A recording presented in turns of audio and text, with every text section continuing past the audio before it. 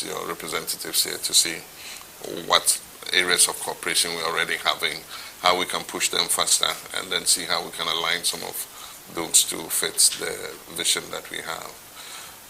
We're going through an economic crisis that is known by everybody. We're in an IMF program, and one of the things it enjoins us to do is to be very prudent in terms of our fiscal discipline, and to make sure that we're able to come out of the crisis and bring the country back onto the path of growth and create prosperity for our people. We have a young, growing population, and so one of the major issues, and that came up strongly in the election, was the issue of jobs. And so working together to see how we can bring in more investments, especially considering that we're shut out of the international credit markets, to bring in more foreign direct investment, to be able to create jobs for young people is one of the things that we're going to be focusing on. And I believe that, I mean, with the history of British companies investing in Ghana, we've got a long tradition. And so how we can showcase the opportunities that are still available in Ghana and bring more British companies in to come and partner with us in that objective is something that we'll look to do. And so you're welcome once again. Thank you. And we are living in a very unpredictable world where relations between countries are becoming very transactional. And we have the issue of the freeze in assistance from the United States. We're trying to make our own budgetary adjustments to make up for the shortfall of some 156 million odd US dollars. And so it's something that we can adjust the budget to fit. But it's my hope that the rest of our partners will continue to maintain the cooperation that we have, or even lift the level of cooperation so that we can continue to assess the vulnerable in our society. So welcome once again.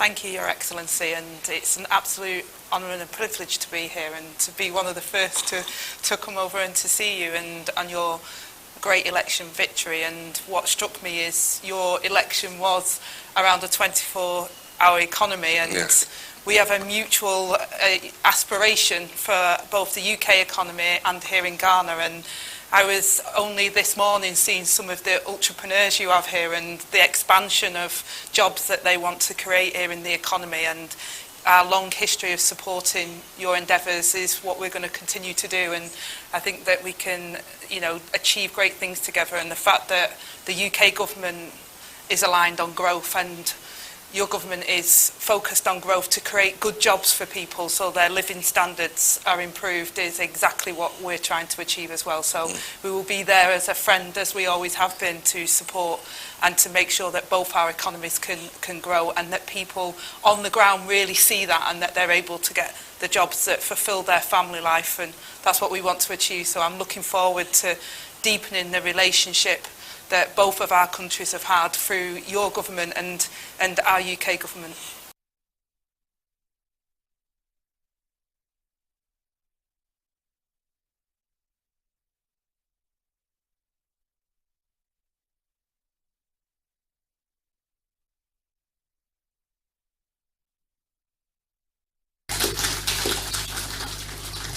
This moment marks a significant step in fulfilling one of the commitments of our 120-day social contract with the good people of Ghana.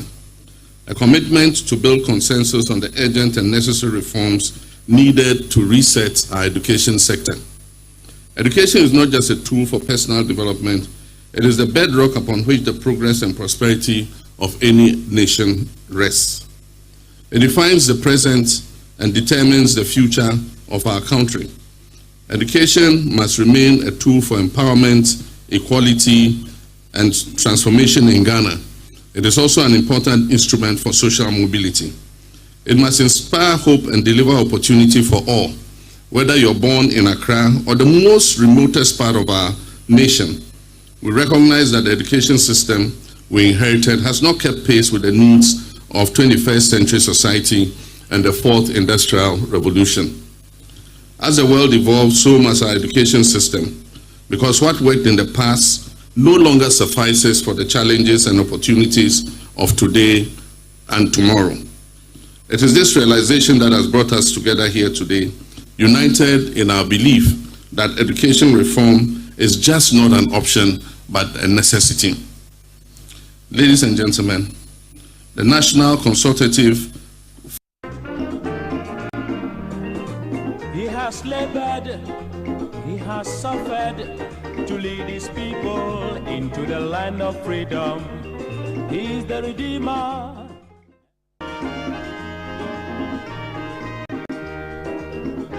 And thank you very much for choosing Pan-African Television. We're live from the studios and we bring you the mother of all talk shows, Alhaji and Alhaji. We're also live on Facebook. Pan-African Television is the page you should be looking for. And if you are watching us on Facebook, you do use the comment section to share a thought or two on the discussions we'll be having. Same on YouTube. This morning, we have a 3-member panel led by the Minister for Environment, Science and Technology, Dr. Ibrahim Mutala Mohammed. Comrade still. Yes, comrade still. Member of Parliament for Damali Central. Then there's, we're also joined by, of course, nice to see Andrew Apia Dankwa, a private legal practitioner, spokesperson for the Movement for Change, joining us this morning. Good morning to you. Good morning. Yeah.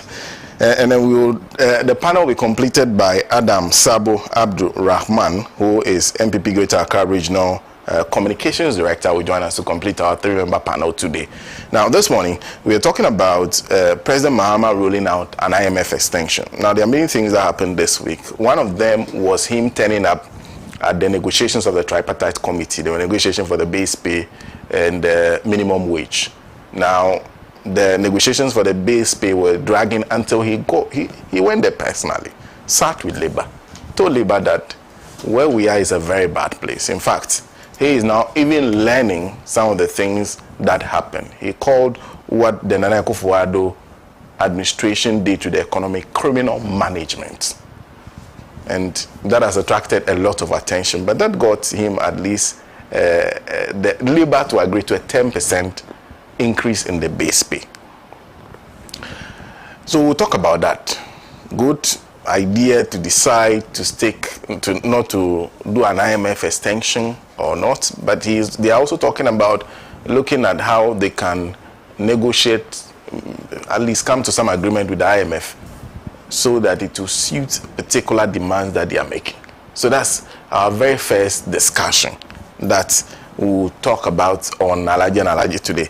Then we'll spend time talking about the National Education Forum and its impact. If you've been watching Pan-African TV, they've been bringing you live coverage of the forum, the region, the zonal forums. They were in the Volta region, Central region yesterday. We'll be in Bono, I think Sunyani is now Bono region on Monday. So the zonal forums are happening.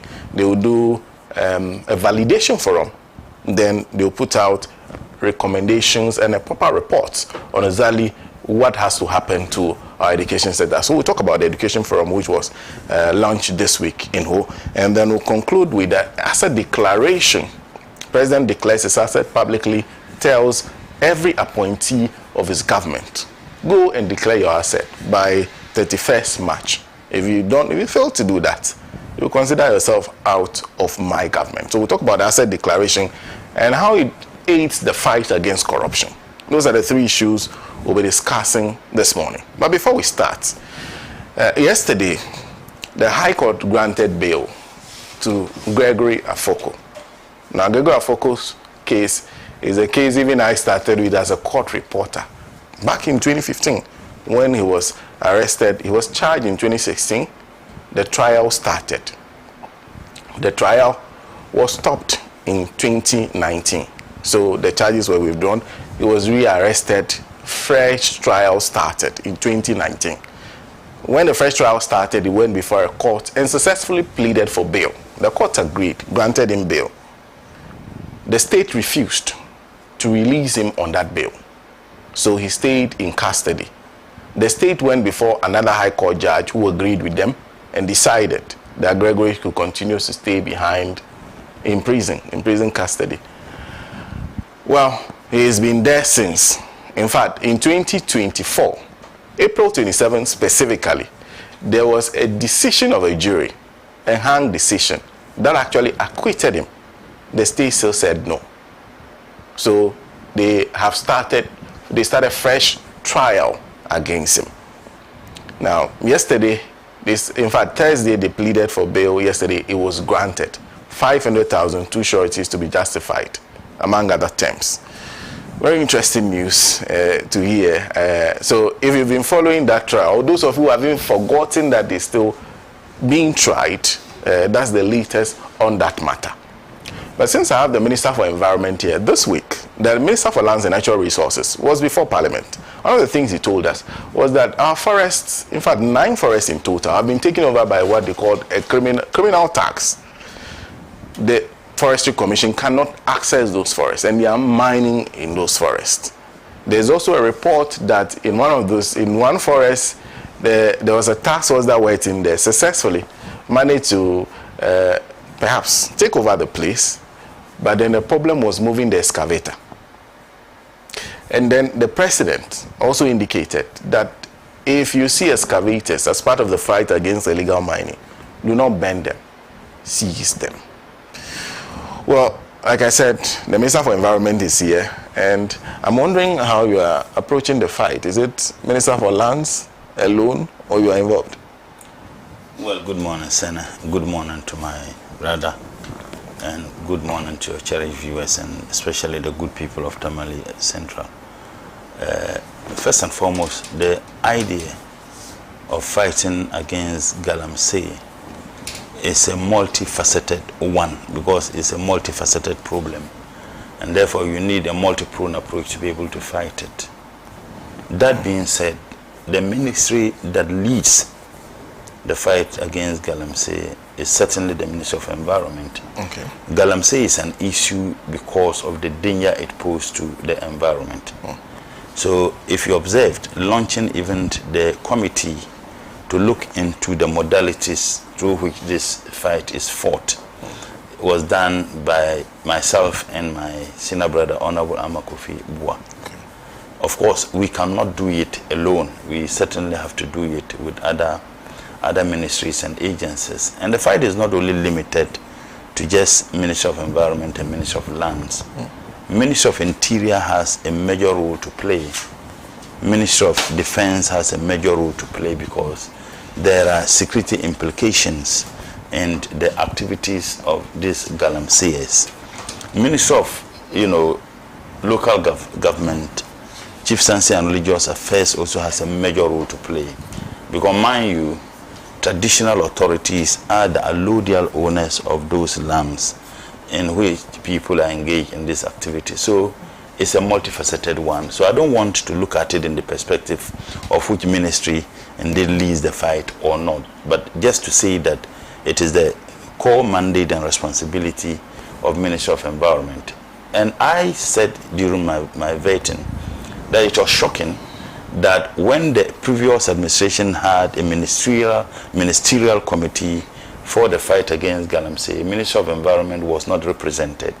As a matter of fact, it was started by Ministry of Environment under Professor Frimpong Boateng. Yes. And when he began asking questions and exposing the complicity of some members, including Ministry of Lands, they booted him out. And ever since, Ministry of Environment never participated as a ministry in the fight against galamsey. And that was shocking, because a ministry that is supposed to play the lead role, a ministry whose core mandate and responsibility is to fight that which destroys the environment, was not part. So when we came, you realize that my colleague, Honorable Amakofi Bua, was appointed, vetted and sworn in before me. And the exigencies of the fight, the president felt that someone needed to hold the fort. So that was the reason why he started. And when I came, I didn't see the need to say that, okay, I want to. Lest it is reduced to a tough, war. And that is something that we do not want to happen. So we all agree, myself and my senior brother, Amakofi Bua, and the other colleague minister, we all agree that, look, it doesn't matter who leads it. What matters is that we work in a manner that would achieve the results for which His Excellency the President was elected.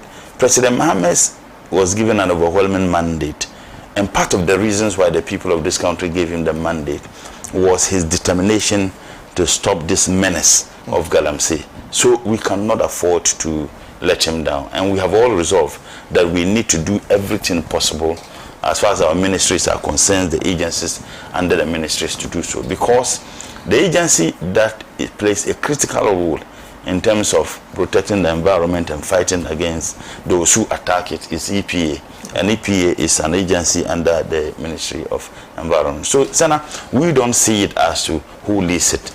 Our view is that we must work in a collaborative fashion to ensure that we do this. We have been having discussions, we have been having meetings. Some of the outcomes of the meetings we may not be able to discuss on, on TV or on radio. However, as a result of the meetings we have had, that occasioned the confiscation of some of the, the excavators we are talking about. The reason why the movement of the excavators is a problem, before the people flee, they remove the starter. There's a particular thing which is very critical as far as the excavators are concerned, which can easily be removed. They remove them and flee. So the excavators cannot be moved. So we are working towards getting, payloaders. Is it a payloader, right? Payloaders to be able to move them. Whether they bring it or not, we may be able to find some of those items and put them in. We are also looking at possibility of adding them into the fleet of the DRIP. Okay. So that we can have the President Mohammed's view is that we are not going to leave those machines just dotted around districts. President Mohammed intends to bring them together so that every region you can have a collection of the machinery such that it can be used for the purposes of maintaining the road, and some areas few reshaping and others. We in Parliament are also thinking that if it is possible, if I'm a member of Parliament in a rural community where my roads are so bad, I can take advantage of this machinery, use part of my common fund, maybe to just get fuel and get gravel to be able to reshape some of the roads. There are a lot of roads in Ghana that the people are not looking for just third roads. They just want to have access. And having access, if an MP decides that I will use my common fund, this year to get fuel and get some fuel, if you like, fuel to be able to cut gravel, for the purposes of using the machinery under the DRIP, that is one way that will help. So there are several ways that His Excellency the President is looking into putting to use maximally the machinery that were procured as a result of the DRIP program. And you remember when this issue came, the Baumia lied that it was his idea when it had nothing to do with him. It had to do with Parliament. After our colleague, the then whole Central MP, went to court challenging the percentage of our common fund which was given to us and the calculations therein. So it had nothing to do, and it was debunked resoundly. And also there were videos when they were inaugurating it. The minister herself, the Get Fund Secretariat boss herself, the Common Fund Secretariat, Natoshi herself, and also the Deputy Minister for Local Government at the time, all the things they said. But you see, we as a minister, the Ministry of Environment, are not just looking at stopping Galamsey. If you stop Galamsey, then what happens? That is why we are looking at other innovative ways by which, after stopping the Galamsey, what do we do with our water bodies? We restore our water bodies, reclaim the degraded land. So these are some of the things, and they were all factored in President Mohammed's manifesto, the NDC manifesto for the 2024 elections. When we talk of the Blue Water Initiative, the Blue Water Initiative simply means you restore our water bodies, destroyed water bodies, in its natural form. When water that is undisturbed is lying down, you see it, either in the rivers, they are blue. So President Mohammed's intention is, how do we restore the destroyed water bodies to its natural state so that it can be blue for the purposes of tourism, for the purposes of both domestic and industrial use, and for the purposes of recreation. So that is what the Blue Water Initiative is all about. We're also looking at, restoring and reclaiming the degraded lands that have been destroyed. And what we intend to do, as President Mahama, had in the NDC manifesto, that every man per tree. In fact, as a ministry, I am looking at it beyond just tree per every man. I'm looking at it every child per tree. And if you check, when we went for the budget hearing, we are looking at not limiting it to every man. We are also extending it to every child. Children are very competitive, very, very competitive. So if you ask every child in the second cycle institutions, even at the basic level, to plant trees and nurture them in a competitive fashion, they would want to do everything possible to ensure that those trees survives. Look at the millions of Ghana cedis that were sunk into my brother Abu Jinapo's so-called tree planting. It was just an avenue to rob the state. Where are those trees? Yet millions of Ghana cedis were sunk into the so-called planting for trees. Another danger, because it was not, and it ought not have been the responsibility of Ministry of Lands. Planting of trees, reclaiming the land, restoring water bodies is exclusively the responsibility of Ministry of Environment. Yet under the MPP, you had the very ministry which was accused, rightly or wrongly, for culpability in the destruction of the land, took over that responsibility from the Ministry of Environment. And what was the result? Absolutely zeal. You cannot even find the so-called trees that they claim they planted. And mind you, Sena, every tree they claim they planted came with a market value. Every tree came with a market value, and you'll be shocked the amount of money they claimed they used for the purposes of the tree. It was an avenue to give some, opportunities to MPP people to rob the state the more. These are issues that I think that ought to be investigated, and it ought to be investigated without any fear or favor. We need to find out how those so-called trees were planted, how much was spent on it, because we are getting information that a lot of the stories they told us about the trees planted were absolutely not true. So what we are doing is not only restoring the water bodies, reclaiming the lands, we are also looking at alternative livelihood. I saw a video where a gentleman who sold his cocoa farm, whilst they were cutting down the cocoa trees, he was speaking and he said that he had been in cocoa farming for a very long time and he could not pay his children's school fees. And the moment he sold the cocoa farm to Galamseyers, that he can now pay his children's school fees. Such a person needs help. Such a person needs education. And I can tell you, we are engaging a consultant. Yesterday, I had the privilege opportunity to have met the consultant with the UN country representative. Not only him, his entire team. Some indeed joined the meetings via Zoom on funding sources. And the UN is looking at incorporating, having a new incorporated framework for what they do. And a lot of the things are presented to him. He said, look, they are tailored towards what they are doing as an international body. And all those who in leading such funding sources are available. The reason why we are doing that is that the fiscal space is crowded. So we are looking at the opportunity to access funding, to be able to execute some of these projects President Mahama promised the good people of this country without exerting any pressure on the national kitty. And there are a lot of funding sources. So far, what we have done in that direction, indeed, is very positive. I've had the occasion to have met some business guys from South Korea who are also willing to assist in this. They came to Ghana, and some of them, the carbon trading is another thing that you may not necessarily dole out money, but it's also an avenue to reclaim your land, to indeed restore your water bodies, and also make money as a result of that. So these are some of the negotiations and discussions we are looking forward to, and I am very, very optimistic that what we are doing and the entities we are engaging, they are more than willing to assist this country. So we may not necessarily, exert pressure from the state in this direction. The EPA is also doing a lot. EPA is doing so much. Let me conclude on this point, and it's very important. The e-waste. We had a collection site at Agbobulushi.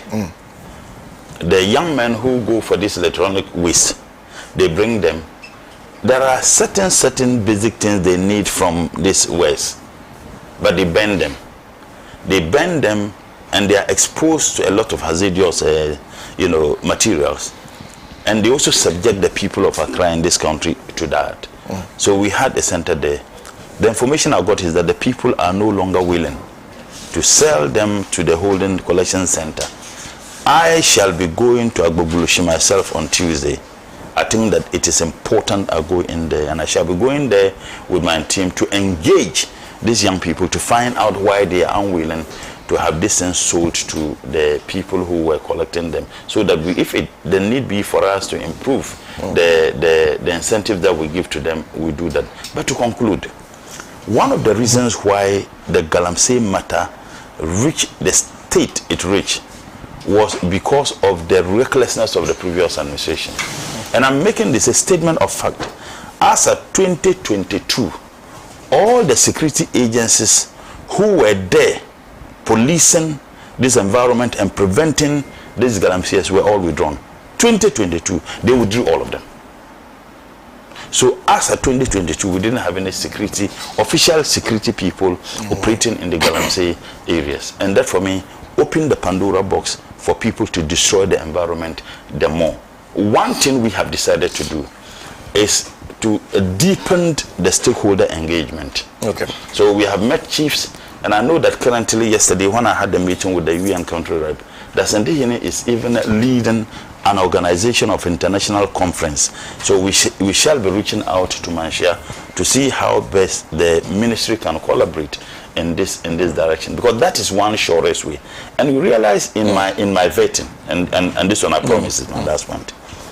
I made references to both biblical quotations and Quranic quotations as far as the need to preserve the environment and protect this world is concerned.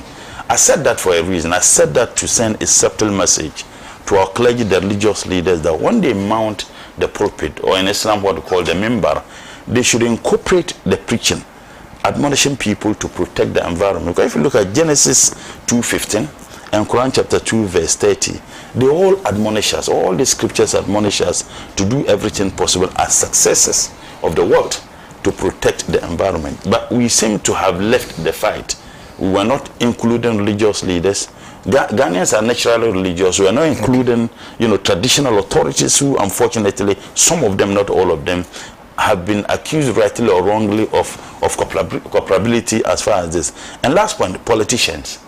There is no denying the fact that MPP politicians were engaged in Galamsey. And these are not my words. When Ajia Alima Mahama, the then Minister for Local Government, when he had an encounter with MMDDAs, he said it on national TV. We know, and I quote, "We know those of you who are engaged in Galamsey, and we shall soon come after you." So it was a conclusive statement. They never went for them, and the Galamsey activities permeated through the fabrics of everybody. Our position is very clear. It doesn't matter which political party you belong, whether NDC or MPP. If you know you are engaged in Galamsey, we shall come after you, and we will not relent until the Blue Water Initiative President Mahama promised indeed comes to reality, until the every man per tree and every child per tree is realized, until we indeed take our rightful space as far as the sustainability of our environment is concerned. And that is precisely what we are going to do. So we have sent a message. We are planning to engage members of parliament and politicians.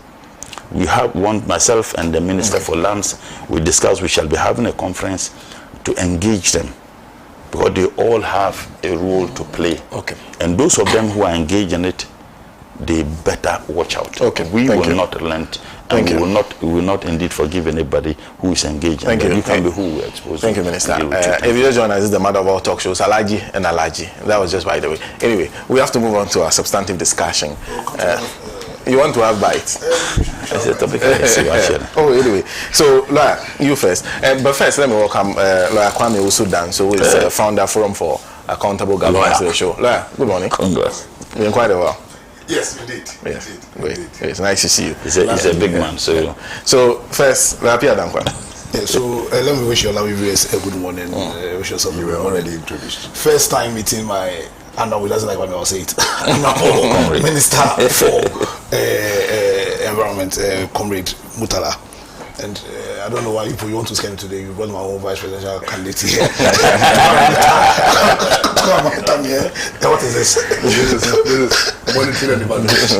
You know when the ministry and Microphone. Yeah, monitoring and evaluation. Yeah, it's evaluating projects. And a good morning, my brother. First time meeting you. Hopefully, we can have a good discussion. So that's my landlord. Okay. Yes, Honor Mutala. He was my landlord in there. He was my senior brother and I was also his house prefect. So and in fact, when he was leaving, he wanted me to take over from him, but I was interested in sports. I know. No, so just a quick bite on this. Okay. So the starting point for the battle of Galamsey should be Article 257, I think. Okay. That places that says clearly that every what's called mineral in this natural state, on any land, and land includes also the water bodies, as when the definition of the territory of Ghana. So that should be a starting point. Every mineral in this natural state there is the property of Ghana, and a trust has been created in the president. So because of that, and because of the extensive powers the president have, and the constitution deliberately creating the trust in the president insofar as issues pertaining to natural resources are concerned, it's the duty of the president to lead the fight against Galamsey. Secondly, because it's the property of Ghana, anybody that takes the property of Ghana without authority is stealing the property of Ghana.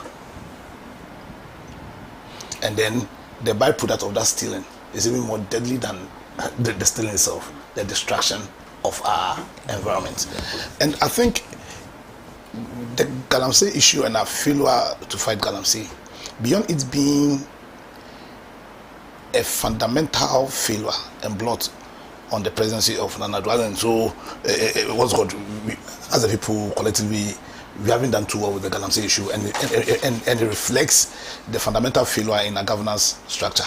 But it is an extra blot on the presidency of Nana Addo because of the sheer lack of commitment. You understand? Because of, and I'm being charitable here. To use the word sheer lack of commitment, because some of us are tempted to believe that he was an actual partaker, how they handled it in the whole Galamsey crime. Beyond it, listen, but it is also a reflection of the failure in how our governance structure is. I would say this: proper governance is done at the local level. Proper governance is done at the local level. So that if we had succeeded as a people in achieving one of the fundamental purposes of our constitution, and here I make reference to the political objective, where governance is meant to be decentralized properly, then the battle against Galamsey wouldn't have gotten to this level if because clearly it's a failure of policing. People are still in the property of Ghana. Sometimes most of the cases the police they see them, they don't do anything. It's a failure of political leadership. You understand? And we must all help the leadership of His Excellency Jomama to reset, because the reset agenda also includes resetting this crime that has been done to the country. You understand? So he should lead. He should empower the police, the security agencies to arrest, because I can't believe that in a country like Ghana, we have leaders who have executive authority, we have the police, we have the military, and 7 of our forest reserves have been taken over. Do you know the effect? Because you see, when you understand that when God created the world, what regulates the world is cycles. So the water cycle, the carbon cycle, and see, when we do Galamsey, and then when we destroy the forest, that has been reserved to sequestrate carbon, because that's the essence of reserving to sequestrate carbon. Because you all know that when in that cycle, when you have too much carbon in the system, then you have heat, because it serves as a film, and it can alter the temperature needed for living organisms to survive. So it's a very serious issue. It's not an issue that we should play with. So for me, that is our main topic here. So I want to support my brother here. And I'm glad in his submission when he said, listen, the battle isn't just about we arrest, and we must arrest. We must fight the security issues there, but we must also think about restoration. Yeah. And that restoration cannot be done if we do not think about having a strategy to restore the vegetation. Because he was talking about carbon credit.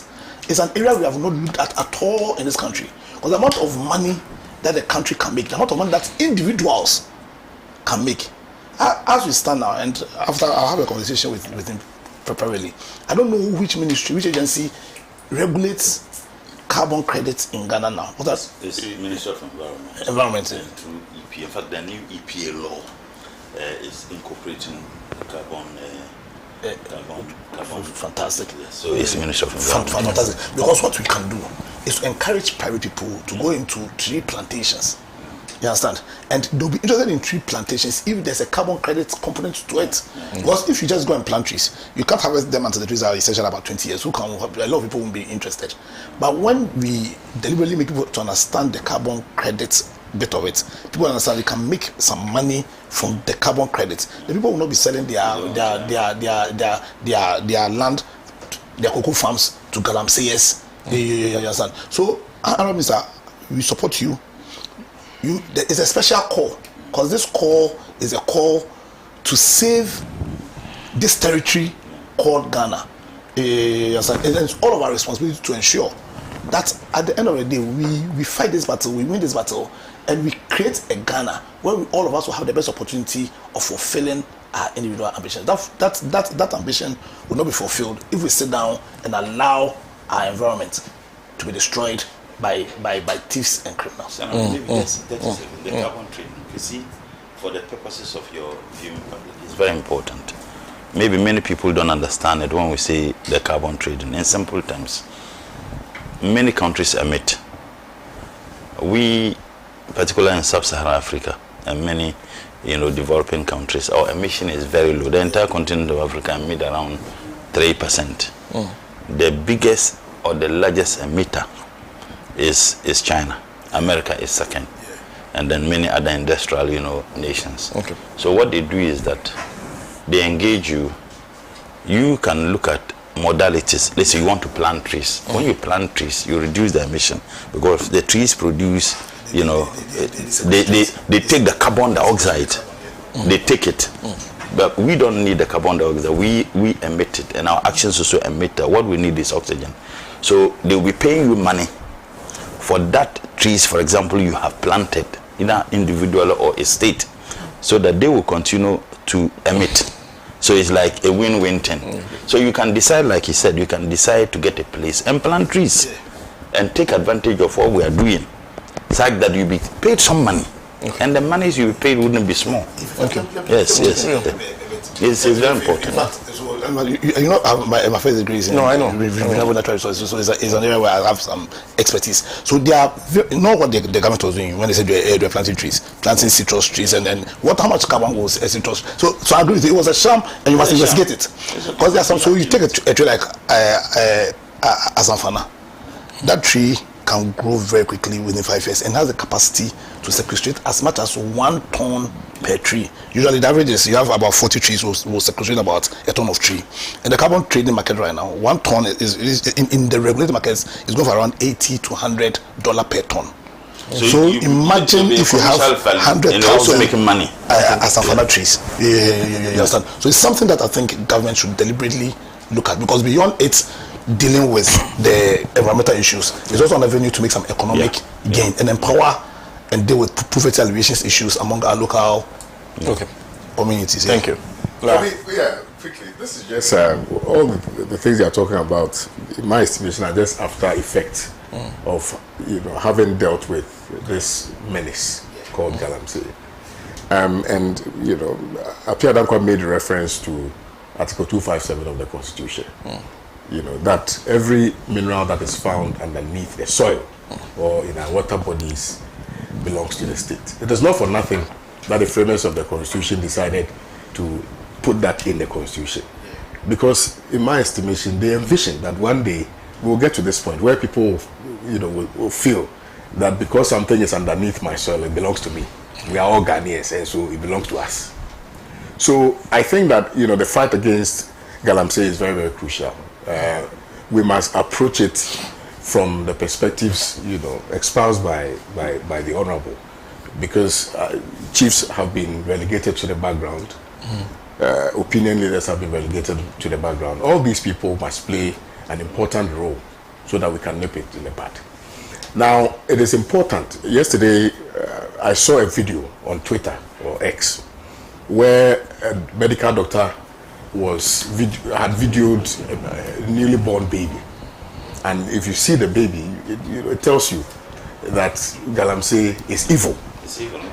And so we must be very proactive in dealing with it. Let me quickly add that in as much as we are criticizing previous governments, and I've seen people criticize this current administration that it is not being proactive enough. Of course, it's early days yet, but people will still criticize you, particularly because of what was said in the opposition, right? But no, it doesn't matter. But I just want to make a quick point that Erasmus Asaridonko, who has been, wrote something. Erastus wrote something recently in commending your administration for some strides that it has made. So I think that we have what it takes to be able to deal with this matter. It's just that we are refusing to. You get the point. So once we have all come to the firm conclusion that this is evil, this is criminal, and we are violating the laws of this country, I don't see why we cannot act on it. This is a national security crisis. You don't need somebody to go and pick up a gun and come and shoot a minister, or to create some chaos before you say, oh, this is a national security threat. This is a national security threat. Because if we are destroying our water bodies, our forest reserves and all of that, we are depriving ourselves of oxygen. Okay. We are depriving ourselves of livelihoods. Cocoa farms have been destroyed by reason of the greed of some individuals. So we must all be active players in addressing this matter. Look, and the reason why people are emboldened is because of the political force that are behind them.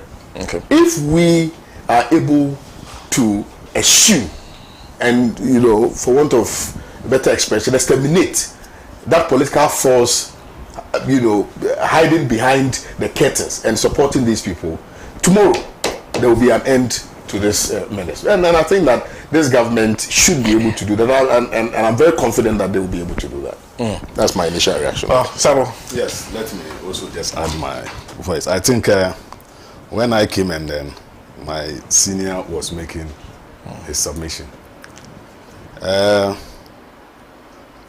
In fact, today, the platform looked like we are discussed, like it's a national decision that we've all come to sit down to discuss. I can't see any element of politics in all the submissions that have been made so far. And it is like he dispassionately, presented it as it's supposed to be. And I strongly believe that from the beginning, if all of us had approached it this way, I don't think we'll be where we are today. However, I want to approach it from three angles: that leadership, education, and then of course regulatory framework.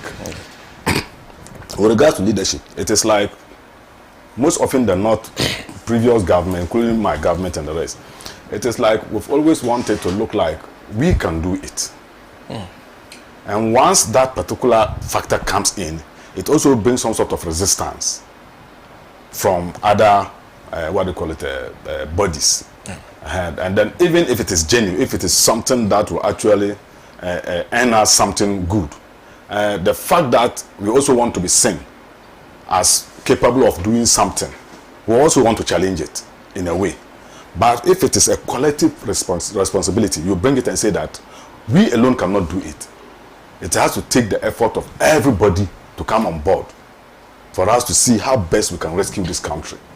Then I think we have set the pace for a genuine approach to the problems and other things. Quite apart from that, in fact, I would like to find out whether there is any regulatory framework in this country where some of our forest reserves and other places are like a totally no-go area for the future generation. The previous administration passed the LI 2464, which allows which allows people to mine in the forest and the reserve forest areas. That is what we want to repeal. In fact, my ministry, as a matter of fact, has started the process. We've actually written to the Minister of Justice and Attorney General, because President Mahama actually promised that he was going to repeal it. Prior to the passage of that law, people indeed were engaged inside, but it was illegal, but at a small scale. But the moment we passed that law, people went in with alacrity, being backed by law. But we all do know that the previous administration did that because there was a particular company they wanted, and which name it wouldn't be fair if I mention it. Okay. They wanted to have access to that. So, and it's dangerous. But the question other people are asking is that what if you have a very important mineral in the forest that will be good for national economic transformation and national good? What do you do? So there are processes we have actually started. I think we've answered this question. There are processes we've actually started to see how we can. Thank you, Minister. I'm not privy to that particular distance, of course. So yes, but yes. But this is very important. Okay. That's why I have always been talking about this issue. Today, if you travel from Accra up to Tamale, my hometown, there's no any clean river on the road. Okay. Unlike before, when you were traveling by road and the rest, and then you look at the water surfaces, you yourself, you'll be proud that we are Ghanaian. Today, I don't think if you have a friend who has just landed in this country and want to go by road, in fact, you wouldn't want him asked to pass through where the rivers are and other things. So I think it is a national call that all of us should come together to make sure that we get it done. Second, the educational aspect. I think we also somehow, I don't know, our religious bodies, like my brother was saying. In fact, in Ghana today, even especially we those from the north, in fact, we don't joke with chieftaincy. But when it comes to morality, I think the religious bodies are much more influential than our chiefs. When it comes to attitudinal change and the rest, and then you put it through the religious body, it moves faster than when you take it through the chiefs. But it's like all these people. Conference of religious leaders, particularly in Galamsey areas, the Ministry of Environment is working towards that to engage them so that they have a role to play as far as this fight is concerned. I think that the politicians must be decimated. Once if they are, can you let that? I think Sabo should let Sabo. We have started. Yeah, let's. We have started. No. I'm only saying that. No, I'm in support of all of you, when you were making your submission, I was there like I'm not here. Sabo, please. Let me do my submission. Okay. Today is Saturday. So you see, the second aspect too is that our chiefs. Okay. I need to be fair to them, but there are some bad elements among them who actually promoted these activities. In fact, even discovering of those resources and the rest, sometimes it involves the chiefs. I mean, making people get to. Yes, that was some. And I think we should also take cue from the Asantehene. If other chiefs can do that, paramount chiefs can do that, that you can sanction or you can even distool a chief if he's found involved in Galamsey this. I think because if the government is going to come in, it will be in a way. But if it is the paramount chief himself who has decided, because I got you involved in this activity, I'm distooling you and the rest, I think it also go a long way to help us actually keep this minute. Because of lack of time, I will have gone a bit further. But to conclude, that's why I'm saying this. I grew up in Ejura area. And then Ejura, I don't know today, they didn't have any source of drinking water apart from the rivers. In fact, we have so many rivers in Ejura. So many rivers. And up to Sachadumase. And that is where we also swim. Christmas Day, Saturday, we go to the riverside to also have our fun and the rest. But today, I don't think the children of Ejura today in Sachadumase have that, what do you call it? Exactly. So I think as much as we were handed over certain resources in this country, we must do our best. When we are gone, at least the future generation will not have some kind of negative, thinking about us. We should also leave something. And that is why I was asking of whether there are some reserves that we have left. Because like now we are exploring almost everything. And I think if those who came before us had also done that, we wouldn't have these things to also lean on. Thank you. Thank you very much. If you just join us, the Matter World Talk Shows, Alhaji and Alhaji. We have to move on to the matter of the IMF extension. The communication clearly from President John Dramani Mahama that they are not seeking an extension of the program. It was mooted at some point. It was something, but they cannot. They have ruled it out completely. But they admit there are serious problems with the economy. This time I'll start with lawyer Pierre Danko on this.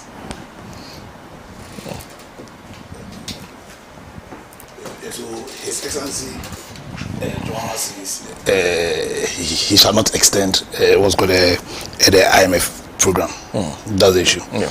And first of all, I think I should state my position clearly, which is in full support of his position. You see, it's sad that a country like Ghana have gone to the IMF for 17 times, and we don't seem to, or we are not showing that we have learned anything from why we go to IMF. Because you see, the IMF is like an economic hospital. You go there when your economy isn't well, and then you go, and then essentially what they do for you, IMF won't grow your economy. What they will do for you is just to help you get some stability. Okay. You understand? Then when it comes to growth, it's up to you to then use the stability you have gained to engender growth, and that's where we have failed.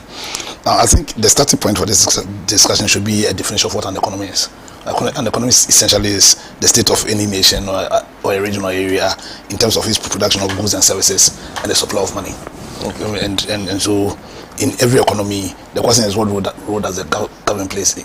Because it's drama saying that don't go to the IMF again. So it means that he intends to use, as in he's not going to extend the IMF. But for me, I want to even extend. So it's not just about you not extending, but what policies, what strategy is it going to put in place to ensure that we do not go to the IMF again? It's very critical.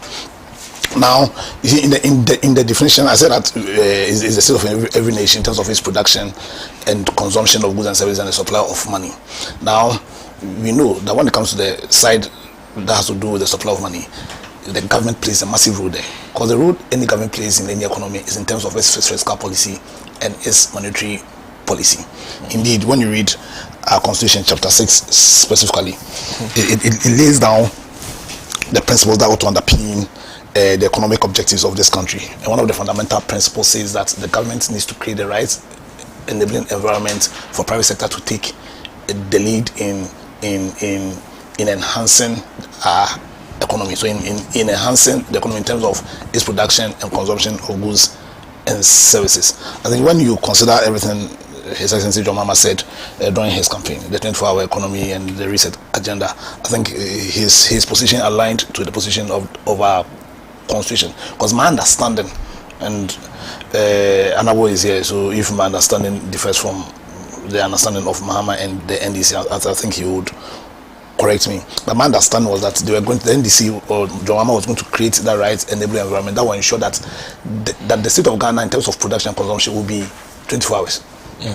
That at every time tea you can produce, we can consume.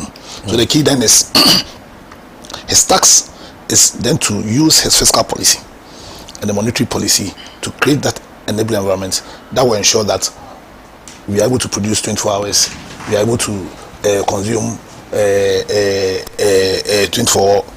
24 hours. Now, I must say that even though the role government plays is in terms of its fiscal and monetary policy, I think because the Bank of Ghana controls the monetary policy of the state, and because the Bank of Ghana, for intents purposes, ought not to be under the control of the president. I think to the extent of who he appoints and the terms of reference he grants the person, then that will be the control. I'm sure His Excellency John Mahama has set out the agenda of his government to the Bank of Ghana. Because when you read the Bank of Ghana Act, the job of the Bank of Ghana essentially is to deal with inflation. Yeah. Their job is to practically to deal with inflation. They take care of our foreign reserves. Yeah. Indeed, it's also their job to also handle our forex issues in a way, together with interest rate and all. Now, during the last regime, one of the things that caused our inflation, and I know we say a lot of things about Russia, Ukraine, but the key thing that caused the inflation here, in spite of everything else, was monetary financing. And monetary financing is simply the irresponsible printing of monies into the system. That's what drove our inflation largely. You understand? So that when His Excellency is saying that he's going to, as in the 24-hour economy, and from my understanding that he's going to create the right environment to ensure that, they mean that they need to tackle the factors that will impact the creation of that right enabling environment to enhance production and to enhance consumption. One of the key things is to make sure that what is known to be an abomination in monetary policy, that is monetary financing, you understand, is reduced to the, in fact, if they can, it shouldn't be done at all. But it's reduced. I know that, and the standard is that it shouldn't be done, it shouldn't be more than 5% of is it a GDP, honorable? You understand? Previous year's GDP. Yeah. So they must stick to that principle no matter what, because that over 60 billion printing, you understand, tanked this economy. It tanked this economy.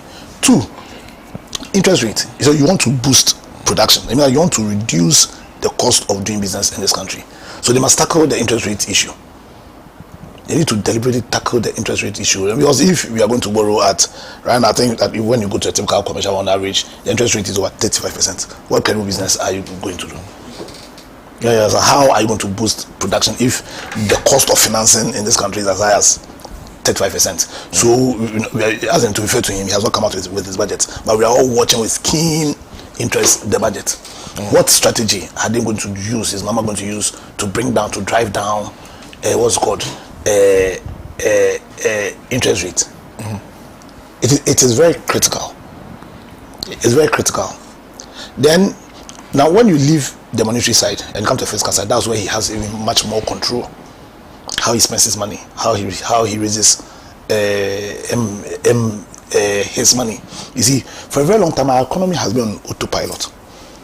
We don't seem to have a deliberate plan to boost productivity and also boost jobs. I know that the creation of jobs was one of the fundamental purposes of the 24-hour economy. Indeed, I know the focus of the Ministry of Employment has been altered to include, so I think it's Ministry of Employment, Labour and Jobs. Yes. So clearly shown that the creation of jobs is critical to his agenda. The question is, how are you going to create jobs? Well, see, one of the fundamental problems we've had in this country is because we've not deliberately helped the small and medium scale enterprises. Government is unable to raise the necessary revenue it needs to able to advance its projects. And also, we have not been able to attract in a sustainable manner foreign exchange. And all this impair the issues that poisons this environment. That makes it very difficult for production and consumption of goods and services to happen. And that's why anytime we go to the IMF and we get the stability the IMF program gives, because trust me, IMF program won't cause your economy to grow, or it will give you a stability. But if you want to grow in a manner that will engender prosperity for all, then it will depend on what you do with that stability. Now, we have the benefit of history. We have the benefit of what other countries have done. In other jurisdictions, they have programs that deliberately build the SMEs. Now, you see, I don't know if you had a chance to listen to His Excellency Dr. Mahmoud Bawumia when I think in a speech he gave at the UPS. No, not at the UPS, when he was talking about the famous mate speech. Okay. I think in paragraph 64, between 64 and 67, he said that the fundamental task that His Excellency gave him was to transform this economy, and his approach was to deal with formalization of the economy. And if you have a chance, you can go and read it now. And obviously, he failed in that agenda. But yes, indeed, there must be a strategy to formalize the largely informal sector.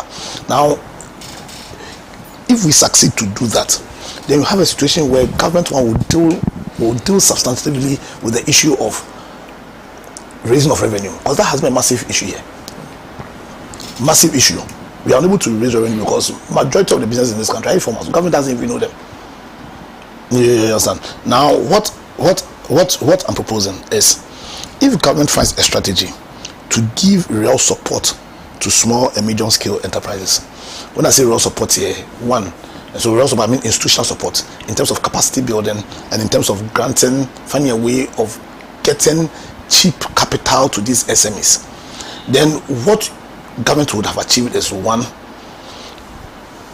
and then tie those supports to you being formalized, because you being formalized includes registering, you are known to the tax collection agencies and all. Supposing government introduces, let's say, a loan guarantee scheme, uses its power of fiscal policy to introduce what we call a loan guarantee scheme.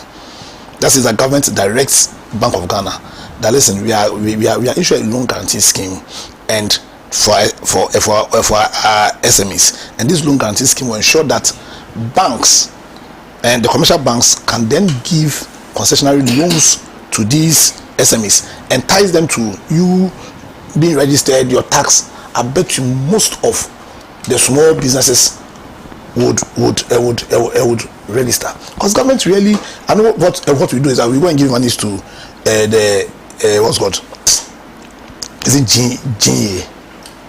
We go and give monies to GA, Ghana Enterprises agencies. What strategy do they use to share those monies beyond just sharing monies to some people in terms of building the capacity of the small businesses? How do they help? Because when we go to serious jurisdictions, to Germany, to the USA, and now to cite the USA, after the Second World War, and the Second World War came right after the Great Depression. So between 1929 and 1945, the economy was stamped. Because right before the Great Depression would end, then the Second World War took over. So for close to 16 years, nothing proper happened in the economies of the US and in Europe. Now, how did they revive or restore their economy? Whereas Europe used what we call the Marshall Plan, the focus of that plan was to help the SMEs. America enacted what we call the Small Business Act.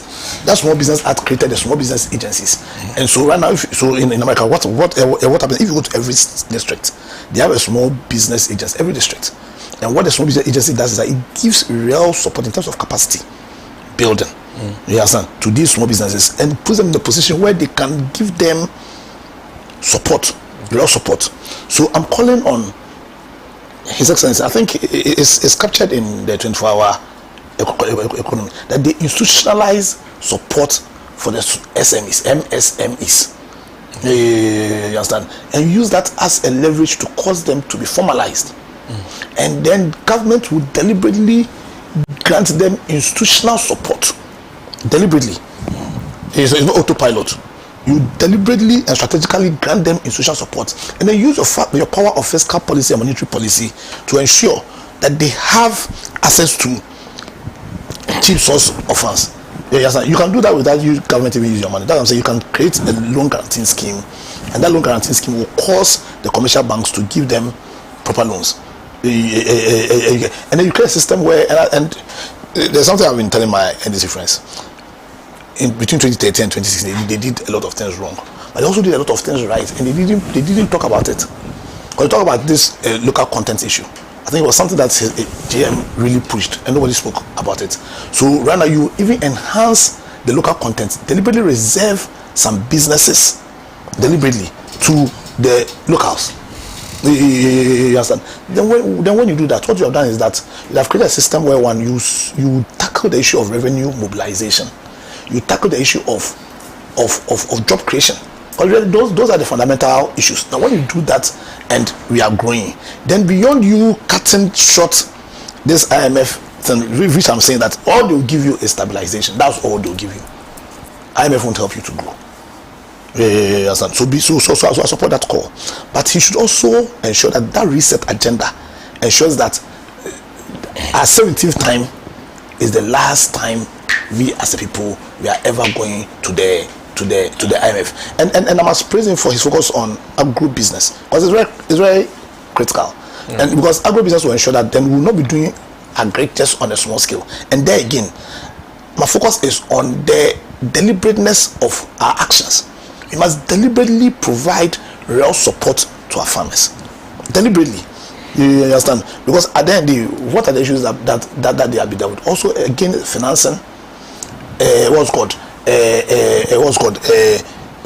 the financing, research and development is huge in agric, and find a way of using cooperatives to ensure that they have access to the machinery that would facilitate and enhance their agric.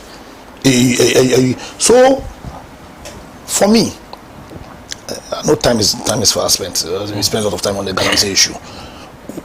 the agenda shouldn't just be to extend. The agenda is also ought to be to create a system where we will not return and never return to the IMF. All what the government has is fiscal policy. Yes, immediately must start removing those nuisance taxes. Why are we still paying COVID-19 levy? It doesn't make sense. Yesterday I went, as in some friends of mine took me out. Can you believe the taxation on what we spent constituted more than 40% of? So how can we consume? Because the economy is not just producing. The economy also includes consuming. So if you create a system where your people can't just consume, then how will the economy grow? Because the 24-hour economy is dependent on our consumption patterns. Because that's what will create the demand. So some of these useless taxes, e-levy, as a matter of urgency, His Excellency should clear them. You understand? He should use his power of fiscal policy to create that right environment. He should grant support. And also, we need to tackle our intermediation sector. That's intermediation, I mean the insurance and the banking sector. We need to give real support to, were you not worried when drawing the famous DDEP? It turned out that over 70% of the banks, they give their monies to government. So if the banks are giving over 70% of their financing to government, what money will private sector get to do business? And how will we create jobs? Last year, I think on your show, we discussed the issue of slotism, where during the NPP primaries, a lot of the MPs were going around campaigning on the back of slots. I'll give you slots. When I come, I'll give you 10 military slots. Why would they be campaigning on slotism if there were raw jobs? See, the issue of slotism comes and becomes very critical because there are no jobs in the system.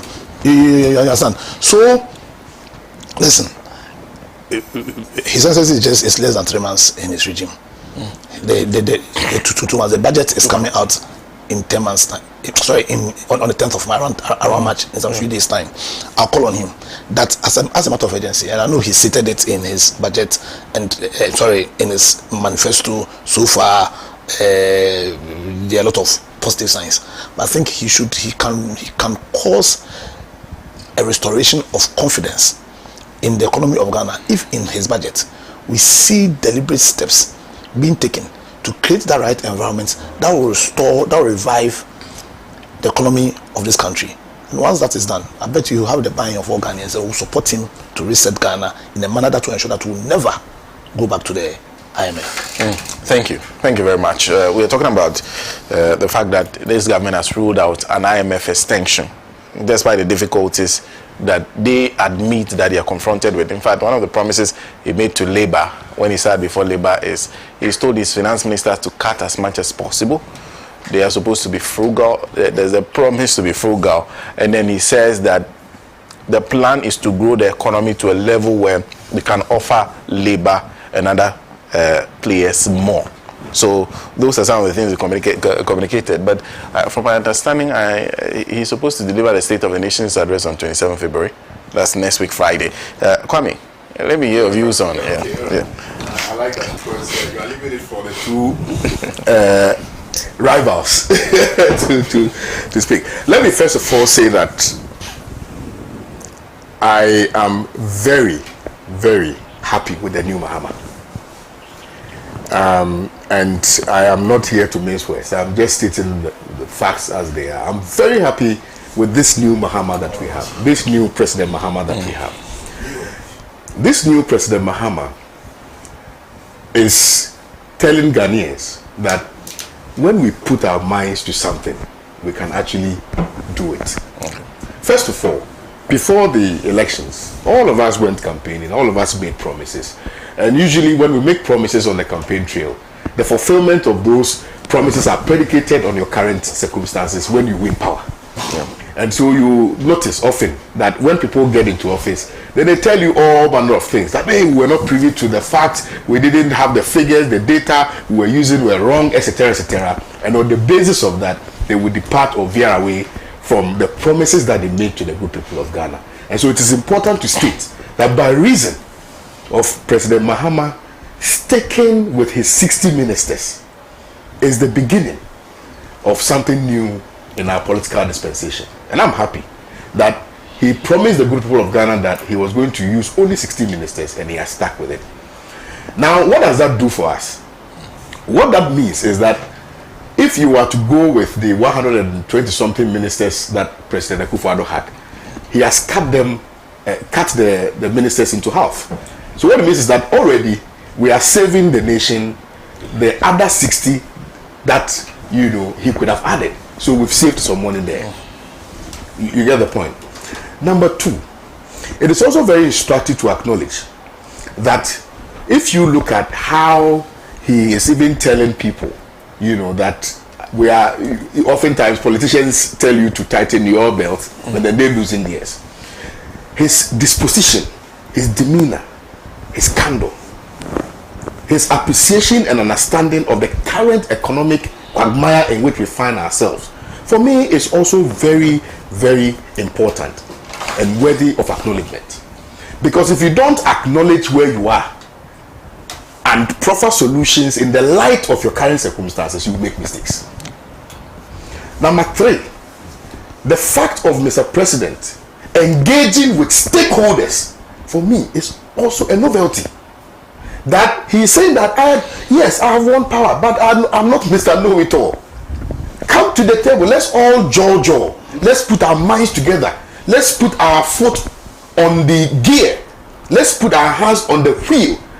Let's find out what we can all do together in order that we can salvage what is left of the economy. For me, that is commendable, and we must praise him for that. Now, what does it mean when he says, I don't want an IMF extension? Because there are two possibilities. Number one is either that it can go against the economy, or that it is the beginning of identifying that which you can do to mitigate what may be the fallout from that particular decision. So why do we even go to IMF? Why do we go to IMF? We go to IMF because we are unable to meet our revenue targets. And if you are unable to meet your revenue targets, it means that there is some gap and you have to borrow to fill that gap. That's why we go to the IMF. We go to IMF because we set some unrealistic targets that we are supposed to meet, which targets oftentimes we do not meet. And sometimes we even get about 30% of the targets that we set for ourselves. 70% of the funding must come from elsewhere so that we can use that to govern the country. What do we use those monies for? The 70% that we borrow from IMF and the World Bank, what do we use those monies for? Three-line item. First of all, to service the debts that we already owe to the same IMF, to pay public sector emoluments, and the rest, for some other ancillary matters. I've forgotten the third one, but it's three-line item, right? The question then becomes, is it that we cannot, as a nation, internally generate revenue for the purposes of doing these three-line items? We cannot. Look at the agencies that we have, the state-owned agencies, the parastatal institutions, and all of that. Are you saying that if we were very meticulous, if we were very patriotic, if we are going to stick to the rules of engagement, if we are not going to be corrupt and thieves, are you saying that we cannot generate? Sometimes the money that we go and borrow is it's laughable. That's 250 million days, and I can tell you for a fact that one state institution or agency can give us that money, can actually give us that money. But by reason of how greedy we are as a people, and by reason of the fact that some persons within the political class want to be masters and others to be slaves, they steal all the monies, thereby preventing the state from benefiting from those state institutions. And here, let me digress and bring in even the issue of the galamsey that we are talking about. Professor Frimpong Boateng's report is evident and is telling of how people deliberately and intentionally decided to steal from the state. Because when you go and you do illegal mining, essentially you are depriving the state of getting the revenues that should accrue to the state. You have stolen it. And what do they use it? They buy gold chains, they build mansions, then they buy new cars, they come and show it on social media. Okay? Teasing the young people who are struggling to find jobs to do that they will ask for you when you go to school is even useless.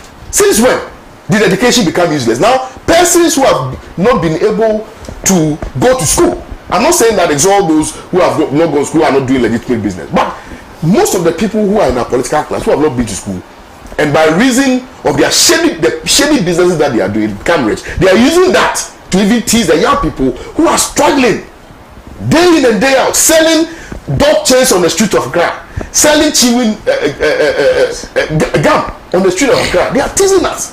Why? Because he's stolen.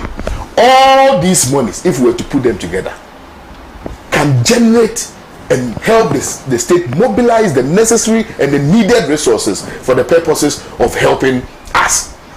So if the president says that we are not extending the IMF facility, I, in all sincerity and honesty, agree with him. Because what is he going to do for us? What is he going to? Why? When the MPP assumed office in 2020, you remember Clem Bond? What did we use that money for? How much was it? 2.2 billion. Where is it? Where is it? And then they came back to tell us that even the money that were borrowed from the IMF were not enough for the purpose of sustaining the economy. And they introduced some obnoxious taxes. E-levy was introduced, fumigation levy was introduced, and then COVID struck, it helped them, and then they got another levy and included it. Oh, and you know how they even calculate the VAT? You'll be surprised that the taxes compound. They just compounded. So you pay VAT on even most of the things that are already charged on VAT already. Why? Just the port, Sena. If we are able to plug the loopholes at the port, do you know how much we can generate? Do you know how much we can generate? People are giving tax incentives in this country. People who import things into this country, which things they are going to use to generate money for themselves, those people don't pay taxes to the state. They are giving tax incentives. You recall that there was even an issue of a project, an ongoing project where the equipments that were imported into this country, the people said, oh, they were going to give them tax waivers. Do you remember? Yeah. All these monies, if we put them together, we don't need the IMF. So now we do not need the IMF. Again, look, Nana Dankwa Akufo-Addo borrowed how much? What was the country's debt when Mahama left office in 2016? I think 122 billion. 122 billion. This was from Nkrumah's time. Mahama added just 50 billion. Yeah. Let me even be charitable. I just want to do a cumulative analysis. From Kwame Nkrumah 1957 till 2016, 122 billion. Akufo-Addo left office in 2024, 25, let's say 25. How much? 700. So deduct 155 from 700. What would you have? So from 2016, look at how much we have borrowed. How much of it have been used to develop the various sectors that can productively work and generate revenue for this country. Look at agriculture. Then they come and put some figures, bandy some figures around, creating the unnecessary data, creating the impression that something is happening. What happened? There was food inflation. Prices of goods and services were skyrocketing. Clearly, these people showed us that when plunder becomes the way of life of people, they create a system that supports their plunder. And that is precisely what they have done. So I am very happy, again, at the disposition of His Excellency John Dramani Mahama, that where we are as a country, this is not the time to not be frugal. This is not a time to be sheepish. This is not a time to pander to the whims and caprices of political actors and players. This is a time for all of us to unite. And it's a call to action that let us all tighten our belt. President Mahama said that I am going to make sure that I cut my expenditure, because we need to save more so that we can use it to develop the various sectors of the economy. Look at ECG, Sena. And I'm giving you specific government institutions and state institutions that can help generate money, and for which reason we don't need to go to IMF. You ECG, you went and imported some equipment. You left those equipments to rot at the port and accruing demurrage of over 500 million. 500 million. Do you think that money could not be used to help deal with some of the issues that we have in this country? Do you think that every time there are leakages, why are there leakages? Go to the Lands Commission. Go to the Lands Commission. The bribery and corruption that is going on in Lands Commission, bribery and corruption that is going on in ECG, bribery and corruption that is going on in all the state institutions, Ghana Highways Authority, everybody is corrupt in this country. Why? So I agree to a very large extent with His Excellency John Dramani Mahama. I am not a hypocrite.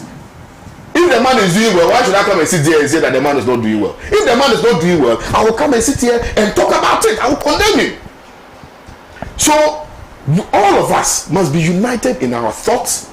We must be united in our actions, and we must be Ghanaian first. Patriotism is what is important. The fact that you have lost an election does not mean that the person who is in power is your enemy. That is why the president is not the president of NDC, he's the president of the Republic of Ghana.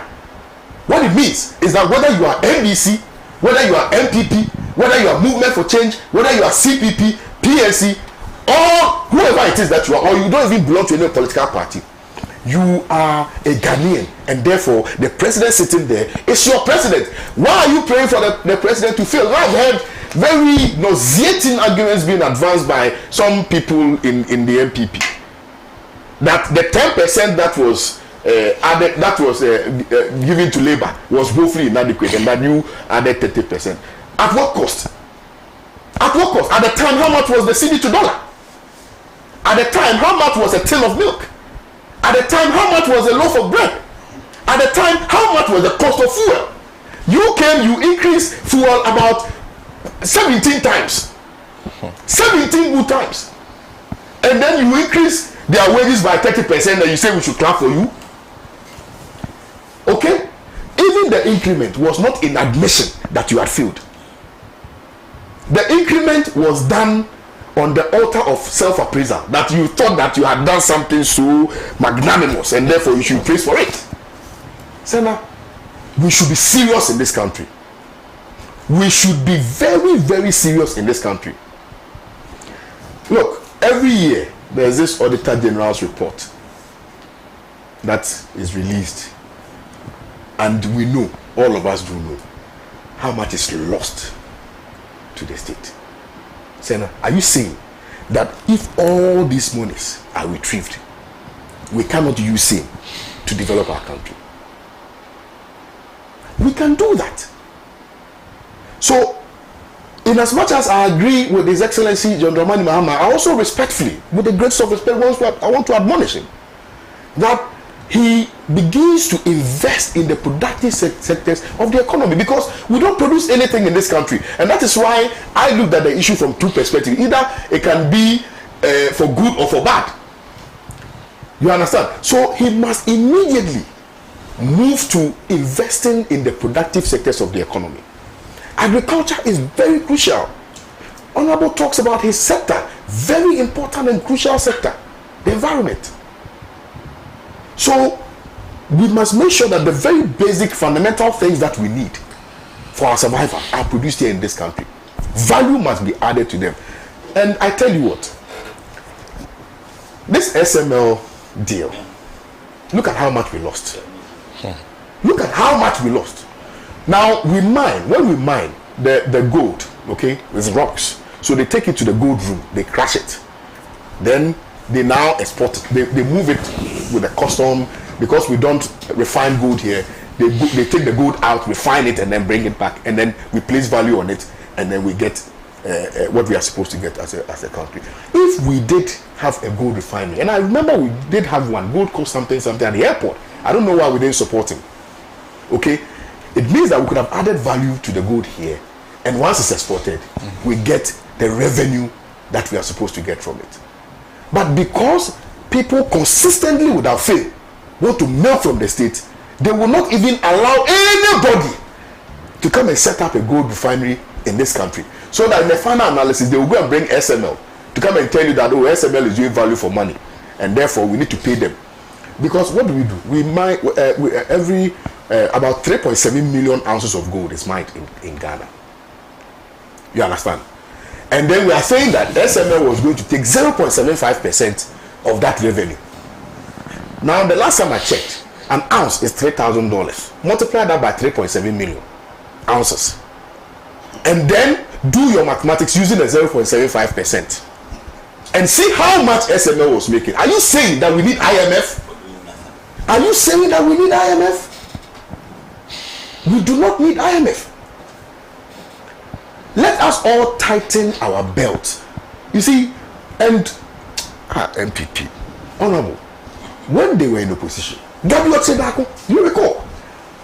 And even Ken Ofurata said that, oh, and even Baumia said that, oh, if it's about borrowing to manage the economy, any Tom, Dick, and Harry can do that. Esther said, is it 15 or 16 years? 16 years. Yes. Or if it has to be. Yes. Said, oh, if it's about borrowing, every Tom, Dick, and Harry can borrow and manage a country.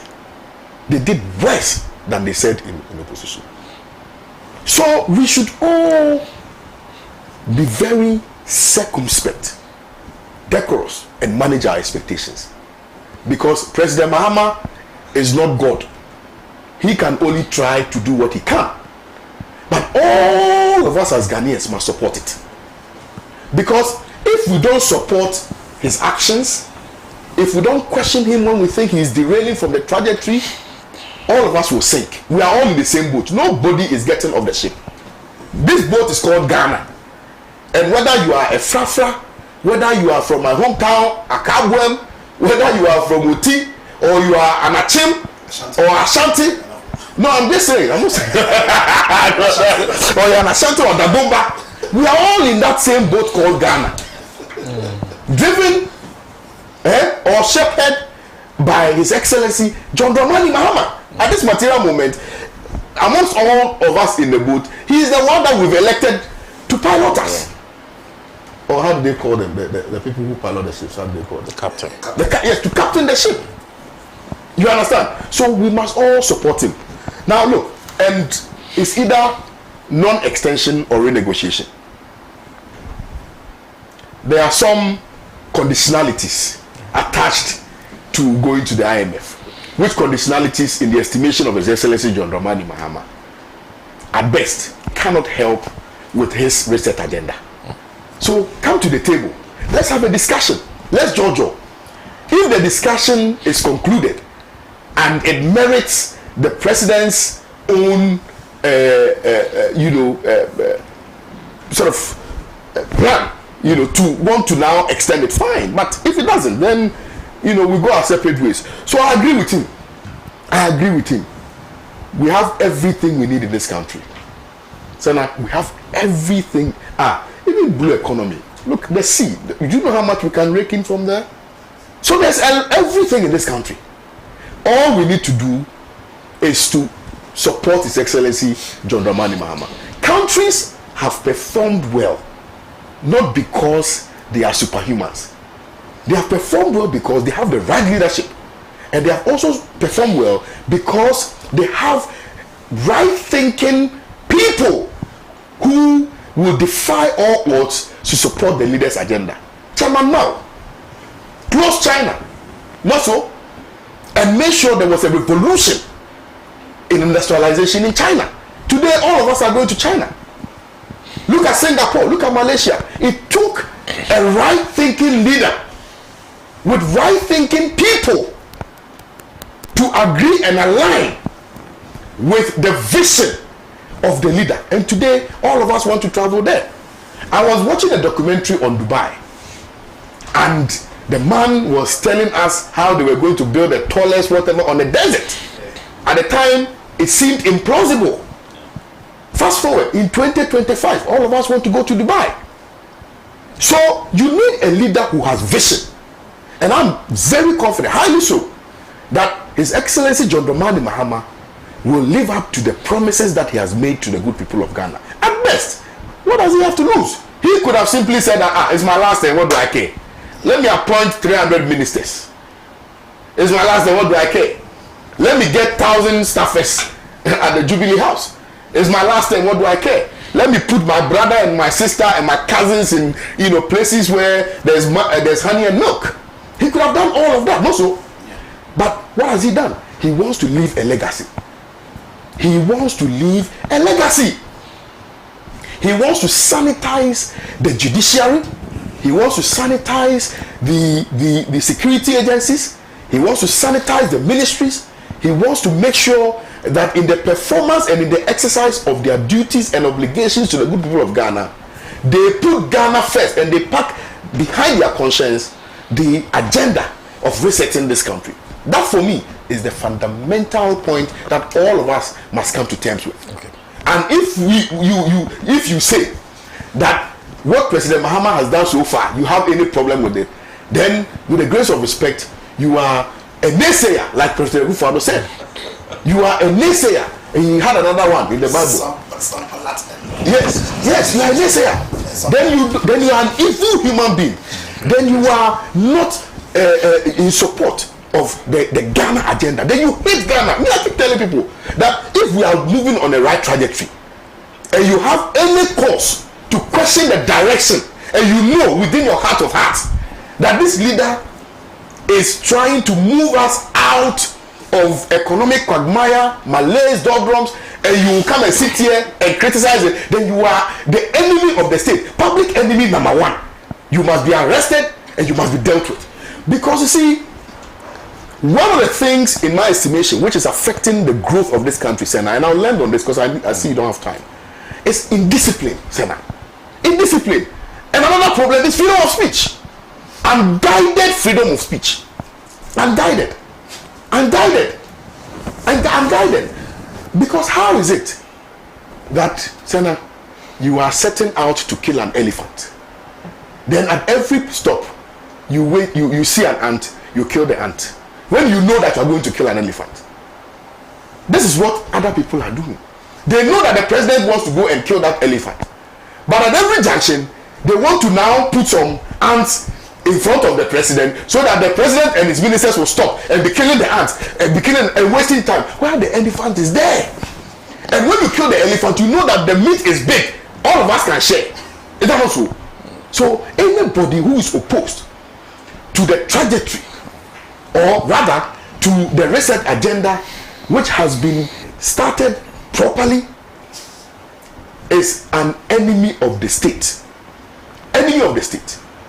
And so let everybody take notice that we will not sit here and continue to listen and watch all these people parading themselves as patriots who are actually enemies of the state to derail the progress that I know that we will make in respect of this particular administration. If president in the final analysis has not performed, we'll come and sit here and we'll condemn him. But for now, he is how many days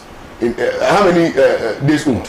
He's moving into his second month. It's like 2 months. Yeah. Do you expect a baby who was born in 2 months to start working? Who in his right thinking mind will expect a 2-month-old baby to start working? 2-month-old baby. Is that the baby should start working? When the baby gets to 1 year and the baby is not working, then you have every reason to now start wondering whether the baby was born crippled. But at this material moment, Sena, the baby has now been born, fresh, bouncy baby boy or girl. All of us must be mothers to the baby. All of us must be fathers to the baby. All of us must guide the steps of the baby. So that when the baby grows, the baby will look back and say, oh, I had good mothers. I had good fathers. I had good grandfathers who took care of me, who nurtured me, who guided my steps. And now I'm walking as an adult, and I'm working to make sure that I put food on the table of the mothers and fathers who took care of me when I was 2 months old. I thank you very much. Thank you very much. If you just join us, the Mother World Talk Shows, Alhaji and Alhaji. We are live from the studios of Pan-African Television. And of course, we are live on Pan-African Television. We are also live on Facebook, Pan-African Television, on YouTube, Pan-African Television. We are live on Radio Gold 90.5 FM. Sabo. Yes. Well, thank you very much. Let me start my submission by letting Kwame know that he has done far worse than even my brother Mutala would do. In fact, he's even about 10 times NDC from the way he sounded. To be frank with you, no. No. You can't call it. No.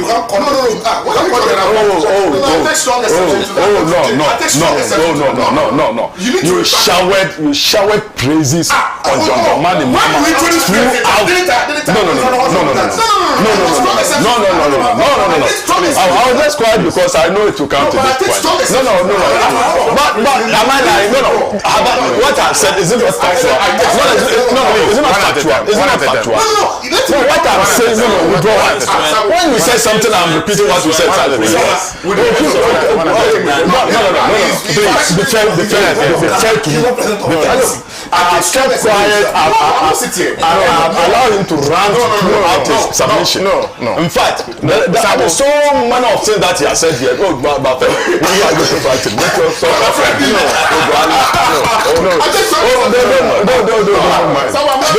Let me continue. But does his opinion necessarily make him NDC? Exactly. No.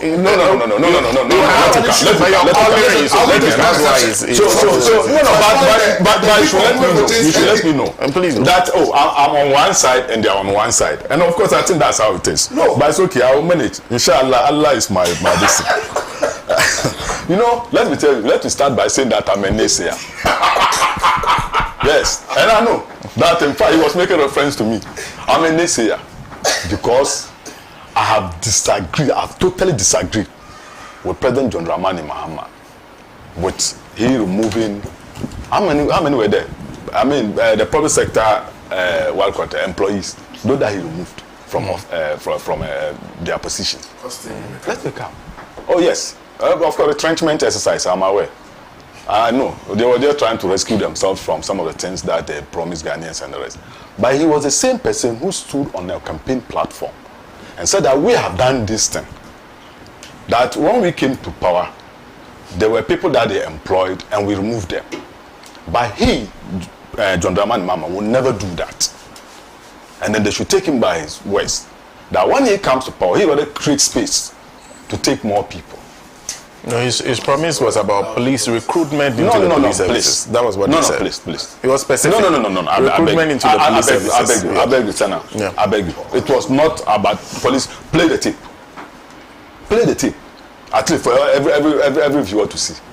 I said he made a specific promise about recruitment into police services. That's what I It is on social media all over. I know what you saw, but that's what I saw. Maybe you are making reference to a different video. You are making a reference to a different video. He publicly said this on a campaign platform, not in a meeting, not in any edition. Quite apart from that, let's even assume without admitting that indeed NPP came to power and removed people from office. And then it was wrong. You criticized it, you didn't like it. Now that you have the opportunity, do you also go back to do what you criticized years back? And when people talk about this, we call them naysayers. Or then, in fact, I'm even a prophet of naysayers. Because this one, I'll never. In fact, even if NPP had done that, I'll criticize NPP. Because they are all Ghanaians. All of us sitting here, we are all Ghanaians. And we have the right. In fact, the fact that NDC is in power does not mean that me as an MPP shouldn't contribute my quota to the progress of this country. Wherever I find it necessary, in fact, I have to do it. Because this guarantee issue, you can imagine the way I was so happy with the way my brother presented it. Because that is the way we should all go. To rescue. Oh, no, my brother. Yes. I'm on you, so you let me finish with you first before I come to that thing. It's my brother, therefore we always fight, don't mind him. So that's it. And then he also mentioned something that I'll give him the benefit because this one he said I was not being fair to him. So Kwame, tell me, how many ministers did we leave office? No, because in your submission, you sought to make it. In fact, you were very specific. I don't want to mention the number because I just want to be. About 127. Which is yes. No. You mean when we left office, 120? No, when you were from the government, I asked a very specific question. 127. No.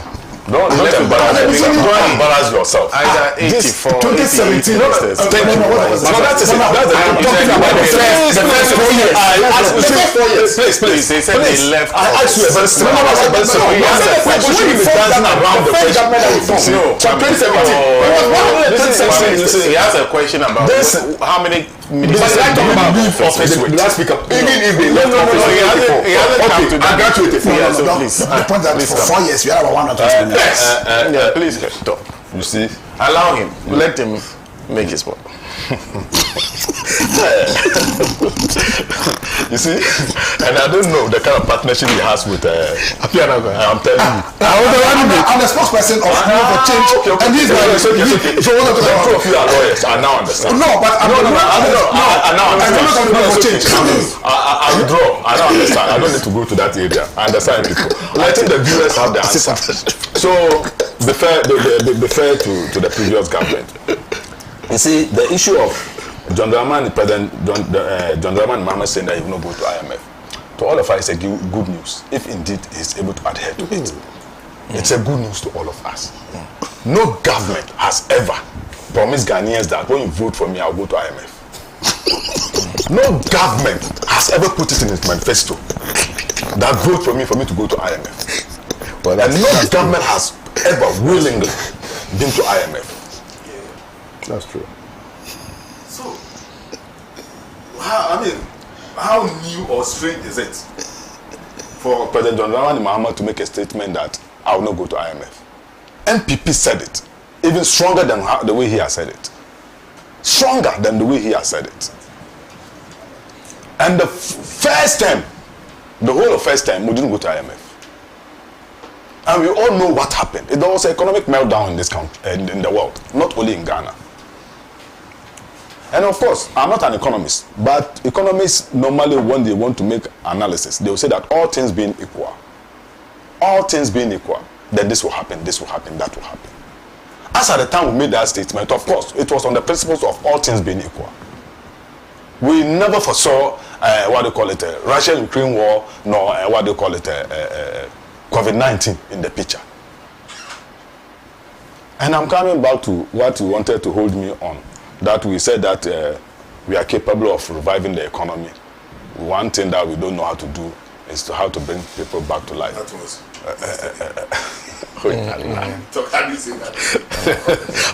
It was yesterday too. Okay, I'm bringing it to you today. I'm telling you. You see, and it is true. It was based on that. That was said that then it's better we save lives than to save the economy. If we should destroy, if it would take out to destroy the economy, to save lives, to make sure that Ghana remains intact after the reason of COVID-19, it is far, far, far better than to say that we want to protect the economy and the rest. And I think today, Sena, we are all seated here because of that particular action that was taken. For me, to be frank with you, somewhere along the line, I lost hope. Because if you were listening to news and the rest, the way the news, things were going, the advanced country, the number of people who were dying, I lost hope totally, to be frank with you, totally. That because the way this thing is, how can you avoid it? You cannot remain in your room forever. You will come out. Besides that, your children will go to school. So if you don't bring it home, they will bring it home. But thanks and praises be to Allah subhanahu wa ta'ala. The leadership put their heads together and were able to actually protect us. In this country, I was born in this country. I was born in the 60s. I have lived in this country throughout my life. I think the last time I left the shores of this country when I went to China and came back. I have lived my life throughout this. I have never, in fact 1983, if there's any event that Ghanaians will not want to remember, it is 79, 83. And 83 even surpasses 79. Although 79 there was a lot of killing. But 83, then I think the number of deaths in 83 will surpass that of 79. There was severe hunger in this country. Sena, besides 83, I think what Ghanaians suffered, and there was COVID-19. COVID-19, when it came, I have been in this country. Even in 83, there was nothing like a lockdown. There was nothing like nobody should produce. There was nothing like nobody should work. Nobody should go to any place. But this one, there was self-imposed imprisonment on Ghana as a nation. That all of us should lock ourselves in our various homes for the sake of our survival. And we did that close to 3 weeks. No production, nothing. And yet government was paying public sector workers. Everything commitment that government was doing, it continued doing them in terms of expenditure. And even went beyond that. And even gave us electricity, supply of electricity free, supply of water free. And all these things were adding up to the expenditure. These things were to be paid by the end users. But government had to foot these bills for them. Definitely, even if you are the firstborn of God, I don't think you come out the same way you went into such crisis. At least, we're able to manage all these things and have come out. And not even Ghana. Many countries were on us that there's nothing we can do than to swallow a humble pie and go back to IMF. And all this were done to make sure that Ghanaians survive. And the government going to IMF too was as a result of, for the sake of Ghanaians and the progress of this country. The question that I want to ask, 2015, what took us to IMF as a nation under John Dramani Mahama? The one who is promising us today that he will not go to IMF. I don't know whether that time he promised that he will go to IMF. That one I cannot remember. Maybe in his manifesto there was something like, when you vote for me, I'll go to IMF in 2015. What took us to IMF? What happened in this country? What event can you remember that could have actually warranted us to go for to IMF? So you see, so me, to frank with you, I'll be very glad, and I pray that he succeed in this particular promise, because in a way it will add up to the forward march of the country. If he should be able to hand over a country, IMF free, to another regime, I think it will set the pace and also let us now have a new dimension of how to manage our economy. So I will never wish him bad. I will pray for him that he should be able to succeed in this promise. But we shouldn't be hypocritical about the events that led us to where we are today. And like you, in your explanation, you again said that, of course, when we accrue debt, in the servicing of the debt itself too, it also accumulates so many things. That is true. We inherited debt from President John Dramani Mahama. Is that not it? But when we're being criticized, we're not being criticized for servicing the debt that we inherited, but what we borrowed was what was singled out and we are criticized on. However, if you just oppose the debt that we inherited from President John Dramani Mahama and the debt that he inherited from President Kufuor, he and His Excellency, may so rest in peace, Professor John Fifi Atta-Mills, inherited President Kufuor, you can see the difference. Because it was 9 billion. And of course, if we are to go by the principle of integers, 9 billion is in what? Is in what they call units. Is that not it? In units. By moving from units to tens to 100. And we have also inherited it from him in hundreds. And we are still in 100. We have handed over back to him in hundreds. We have not moved into any units. And yet we say that we have borrowed more than you have borrowed. But go and do it in percentage terms. Of course, in nominal terms, of course, the MPP's debt, this thing is very huge. But go and do the calculations of 9 billion to 120 and 120 to where we are, and you see who have actually borrowed as a regime. It is a very simple mathematics. Oh yes, it's a very simple. Oh no, yes. In fact, I want you to do and put me to shame. What? Yes, that from 9 billion to 120. Calculate the percentage of 9 billion, the difference between 9 billion to 120, and calculate the percentage from 120. I think currently 9 billion from where? From President Kufuor. To 120. Guessed. When you were handing over to us, the debt, listen, how much was it? 9 billion. I think it was 122. After the debt, the debt restructuring. Are you serious? And also the... No. It's okay, anyway, it will come to my attention. How much was it? That's okay, it will come to my attention. That is it. Do the mathematics of it and see where it is. But you see, of course, they will only mention the nominal figures. And of course, even me, if I don't know about this and you mention, of course, I'll say definitely, MPP have borrowed too much. This one, it cannot be compared to any regime. But we'll do the analysis and see. You see, so sometimes we should always be very fair to ourselves, and we should also be sincere in our submissions. Because even as we sit here, excuse me to say, the viewers who are watching us and the rest, in fact, they have in-depth knowledge, and even most of them, in fact, our tutors, those who taught us, and they are all watching us.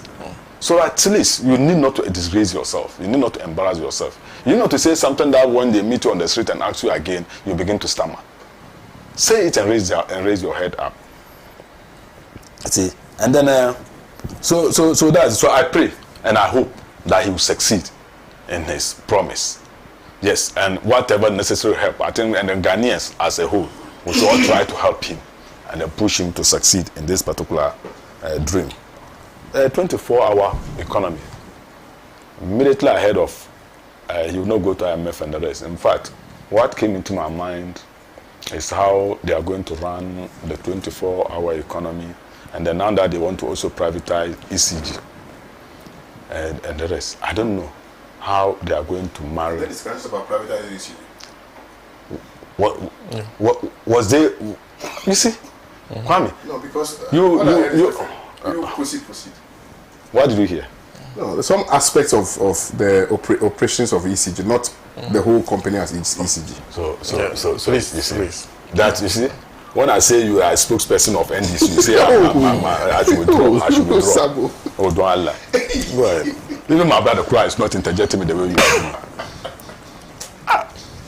doing. So yes. So for instance, I remember when their national chairman was campaigning. I think there was this popular tip that if you come to work in the evening, you not pay like, or you pay lesser than those who work during the day and the rest. And now if it moves into private hands, and even that one, in fact, there's no logic in it. But that we are all Ghanaians and we are all doing the same work. The fact that I'm working during the day, and of course, if I decide not to also work during the day, and also all of us decide to work in the evening, what is that is it 2-2-3, or how do they even call their formula no Kurano? Because I mean, when they did it, it's in fact it's a football formula. 1-0. That the 1-0. Yes, I think there was 3 shifts, but they have a form. They have a term. One of help me with the term that you used. I think it's 3-3-3. Yeah. 3-3-3. 3 shifts, 3 jobs, 3 persons or something. Yes, something like that. So you can imagine, Sena, if all of us decide that, in the evening one, there is no, what they call it, you don't pay. Then of course, I also decide to go to the evening. And that would defeat what the government is even promising Ghanaians. Because that 3-3-3-3 will not be, I don't think you are being fair. When I'm making submission, I'm a Dugumba man, and you are laughing. It's an insult to me. And besides that, you are disturbing my thoughts. Because the more you laugh, you distract me.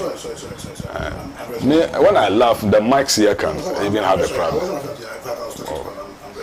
All right. So I think that one too, I have a problem with that one. Because if you are going to actually encourage people to come into the private sector, then I think there should be some sort of motivation. There should be something that will stimulate or even, encourage them to actually come on board. And I believe one of the factors today in production in Ghana is electricity bill. Because we are moving towards industrialization. Even agriculture is we are trying to industrialize it. Because most of our agricultural processing and everything, even on the field today, most of the things that we do are mechanized and other things. So if all these things, we are trying to promote it, and yet on the other hand, we are trying to transfer the management of that particular resource that we can use to actually propel these dreams that we are all talking about, then indeed it's going to be a difficult one. But when it remains in the hands of government, then of course we are close to achieving whatever promise that you are giving us. And then quite apart from that too, what do you call it, the 24-hour economy, and then the 10% increment recently that he has given to the public sector workers. Of course, that is also another area, because I strongly believe, when I was teaching, in fact, I decided to open a shop to support, because you agree with me, Sena, we are all in this country. In fact, one of himself, like he's a trained teacher. Yes, you know that at the end of the month, before the month end, you borrow. Some of us, even when the month is ending, you visit the bank for about 3 times or 10 times before you realize that money has hit your accounts. And this is something that everybody's aware. Whoever has been in the classroom is aware of what I'm talking about.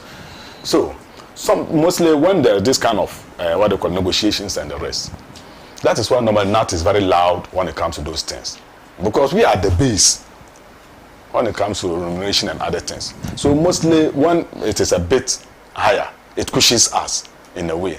Some time back, I don't know whether it is still there, there was this professional allowance that was when I was still in the service and other things, and even some kind of I think Anodrusu even mentioned it somewhere, that he's reintroduced. Those days when you have posted to the rural area, you had the advantage of having some percentage in addition to what we're going to receive, just to motivate young people to remain in the rural areas and the rest and other things.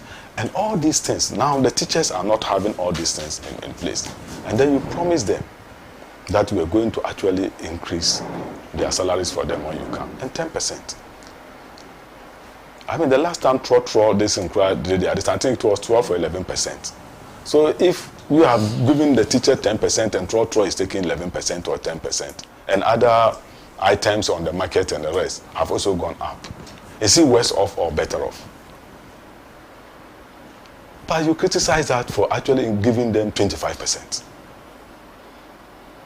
The MPP government increased 25% on the salary of the, what do you call it, public sector worker.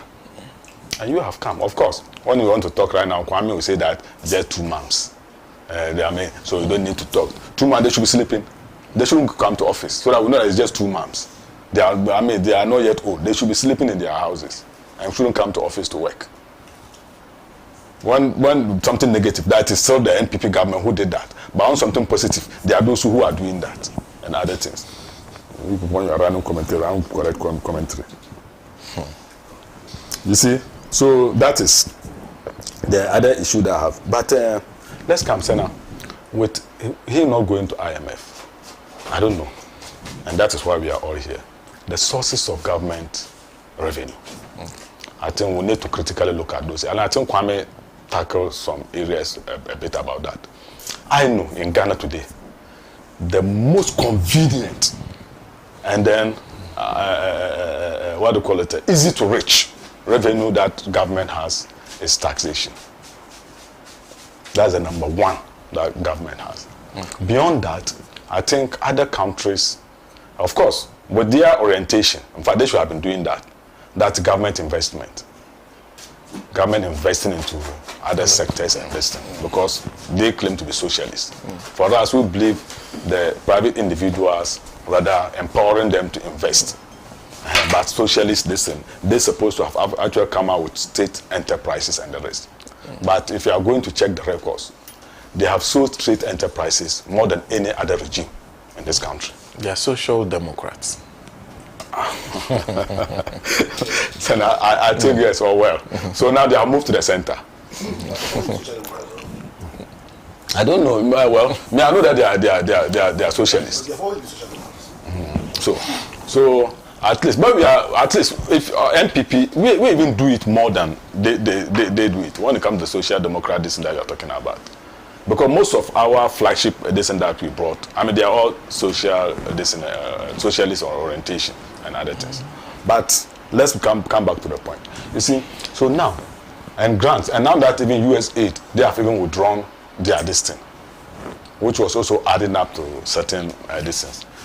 Now he should be able to tell us where his revenue sources are going to come from for him to be able to achieve this particular. Because to be frank with you, Sena, I don't think like that one I can come to where Kwame was saying that it will only be a witch or a wizard who will not wish him to achieve this promise. Easier said than done.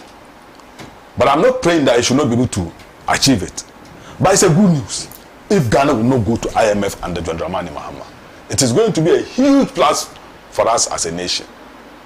But the question is, where are the sources of funding? Because there are so many projects. Of course, this can also be achieved for him not to embark on some needed projects for the country. If he decide not to build roads, not to build schools, hospitals, and other things, of course, it will go a long way to cut down government expenditure. And maybe with the little that they have, they can manage it and other things. And of course, now that they have even decided to, remove people from this thing, that one too, the public wage bill can also come down. Then maybe they can be able to contain whatever they have. But if he's going to employ, if he's going to develop and do other big projects, then I think we need to know where the funding will come from, where the revenue will come from. And then the last one, let me just, in fact, forgive me, my phone wants to disappoint me. So that's it. And then last but not the least, IMF. We went to IMF because of the economic meltdown. NPP promised Ghanaians that we will never go to IMF. And we were able to hold to that promise until 2020. Until 2020. Huh? No, what I mean 2020, I mean the COVID-19, when it came to 20, even 20, like he said, even 2020, we were still trying to resist. But there was pressure from other stakeholders and even other nations that we have to go to. Even IMF itself put pressure on us to come because of the situations that we found ourselves. So nonetheless, hadn't been that, and that is why I was making reference to the economic principle. If everything had remained constant, I don't think we would have been to IMF. The way we took over from John Dramani Mahama, the conditions that were prevalent then, if those conditions had continued up to that place, I don't think we would have gone to IMF. But, and the e-levy that he was talking about again, the e-levy also came after the COVID-19 issue came in. Because there were so many loopholes, and government needed revenues to be able to catch up and then get to base again. So there were so many things, and then e-levy, I'm talking of e-levy, what they call it, COVID-19 levy. You agree with me? I mean, it was a shock. It was something that was not anticipated. It was something that was not planned for. And yet, government had to contain it. So there were so many hands that were deep into areas that were not planned for. So there were so many loopholes. And even as we speak today, people are asking the rationale behind the levy still being in place. This agenda 11111 that we are talking of and the rest, these are some of the areas that we feel that as a nation, as we continue, we need to strengthen the health sector and the rest, so that in future, may God forbid, if certain things come, we have the shock absorbers to be able to absorb those things and the rest. So it is not there because it is new. I think the best thing that we can do is that maybe the new government, maybe it's really change the name, maybe because it is COVID-19, so people relate it to the event. But today we've gone out of the event. But however, we are trying to look into the future and see how we can be able to manage future, events of similar nature. And hence the COVID, the e-levy that we are still, controlling. So for me, I wish President John Dramani Mahama well, for him to be bold, to come out to say that he will not go to IMF. And we'll support him with prayer. And like I said, if there's anything that we as Ghanaians, we can do to also help him to achieve this dream, it is not going to be his achievement, but it's going to be the achievement of the whole country. Because if I strongly believe, even if we were not, under IMF, maybe because this action that he has taken, he wouldn't have taken. He wouldn't have actually removed all those people there, but rather to create more rooms and then bring more. But maybe he feels that the public wage bill, even as we speak today, is very huge, and others. So maybe if he's also going to employ more, it is going to suffocate the economy and the rest. So the best thing is to do is to create breathing space for the economy, so that maybe he has also promised others that when he comes, he will provide them job so I can also find space. But I don't think that you should actually cut off your nose to spite any part of your body to feel that you are healing yourself. You should have rather leave those two people there and create more jobs somewhere and put them there. And it is something that I pray that subsequent government shouldn't go the way he has gone. Thank you. Thank you. Thank you very much. And before I come to you, comrade, a few things. This is a food one who says in a Western economy, the cost of electricity at night is cheaper than during the day, which is known as peak hours. Then there's Musa Bato is also joining us. Says, good morning, Sena, and a respected panelist. The NSS corruption scandal is alarming with millions lost through ghost names, even involving Kenyan nationals. The more officials explain the Meki, I guess. Thank you very much for that comment. There's Hadi in Pig Farm who says government is about honesty and truthfulness, but the former president and his vice, however, fancy blatantly lying to the good people of Ghana. They promise to transform our economy, and all that we see in their time is the free fall of the cedi, skyrocketing fuel prices, and galloping inflation. Instead of them to stay true to themselves and admit their failure, they keep shifting blames on external issues while preaching to Ghanaians that things will get better. Inshallah, Mother Ghana will work again under the leadership of His Excellency, the humble and hardworking gentleman called JDM. Sabo, your party is well known as a tradition of notorious, you said, nation wreckers who only go into politics to plunder public funds to enrich themselves. MPP never again. That's Hadi who sent that from Pig Farm. There's okay. This one says, good morning. 60 ministers instead of 120 ministers means cost of 60 V8 Land Cruiser saved. A V8 now costs $125,000. That means $7.5 million saved for Ghana. There is also Ambassador Mogobe Ofinso who says, now I sleep very well knowing that His Excellency John Mahama is our president. The joy alone has increased. Thank you for the comment. There's Prince Henry Kufuridu who is joining us. And Eskumi should carry his own cross because he was aware of the consequence before indulging in that criminal act. There's Koblavi Mpokwasi Bengazi who's also joining us. MPP members who say the 24-hour economy is irrelevant and won't work is none of their business. It is President John Mahama's idea, not theirs. So whether it will work or not is not MPP members' business. MPP members don't know that the 24-hour economy is going to focus on everything: employment, trade, and industrialization, and other areas that will benefit Ghanaians. Doc? Sena, I thought my brother would have remained on the admonishment he gave on the first topic we discussed. Unfortunately, he is leaving me with no excuse than to expose some of the defects in the presentation he made.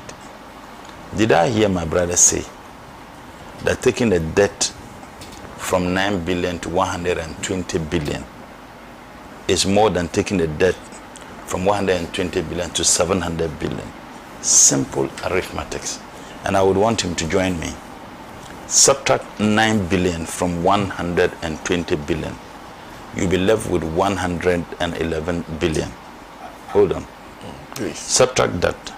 You'll be left with 111 billion. Subtract 120 billion from 700 billion and tell me what you get. Use your phone.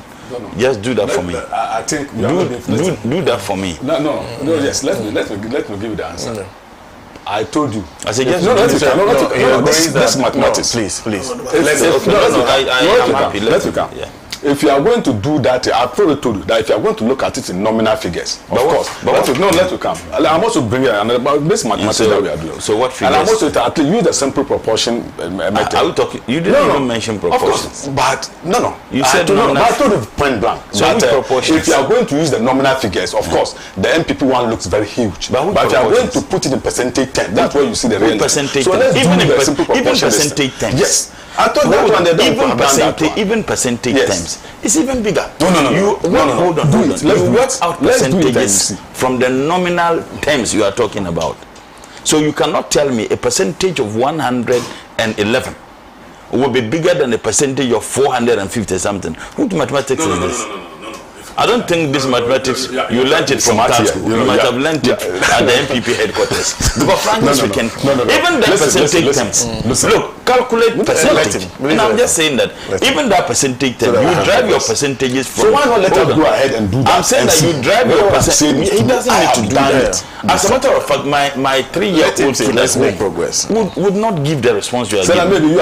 I'm saying that even percentage terms, if you want to set a percentage of 120, okay, because you take that particular number, yes, over the total number and times 100, yes, it will give you the same. Let's do it, please. I think that this mathematics, you learned it from the end. I know you are smarter than what.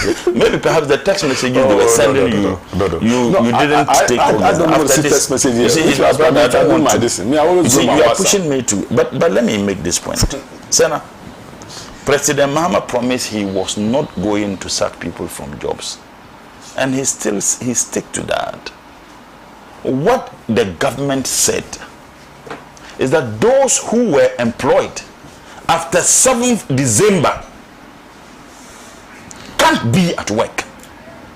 President Mahama hasn't said that those MPP engaged in 2022, 2021, they should go. The circular was very clear. Those they hurriedly gave job opportunities after they lost the elections will not be allowed to stay there. No government, no rational government would accept this. That is a hold on. That is completely different from what you guys did. You guys came, even those who were engaged a year before the elections, you sacked them. So he's saying that there are a lot of evidences. I'll give you a classical example. The gentleman who is now heading NIA, what did you do to him? He was an employee of NIA. He was there. You fired him, and you had worked with them for several years. Oh no, yes. Oh no, you asked me, please. You asked me to give an example. I just gave you one, and this is one. I can give you a litany of examples. So don't sit here and misrepresent the facts by saying that President Mahama made a promise and reneged on that promise. No, President Mahama is very clear. The government is very clear. You lost an elections, and then you rushed to engage people you failed to engage. 8 years that you had the opportunity to have engaged them, you couldn't do that. After you lost an elections, a determination has been made that you lost the elections, and then you rushed to be engaging people. In fact, NDC is even being charitable. Even those who were engaged before the elections in December, some people have the opinion they should all go.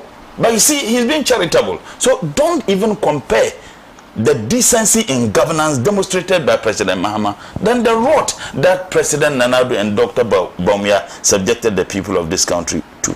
He said that how many ministers did they leave office with? Interesting. How many ministers? Really?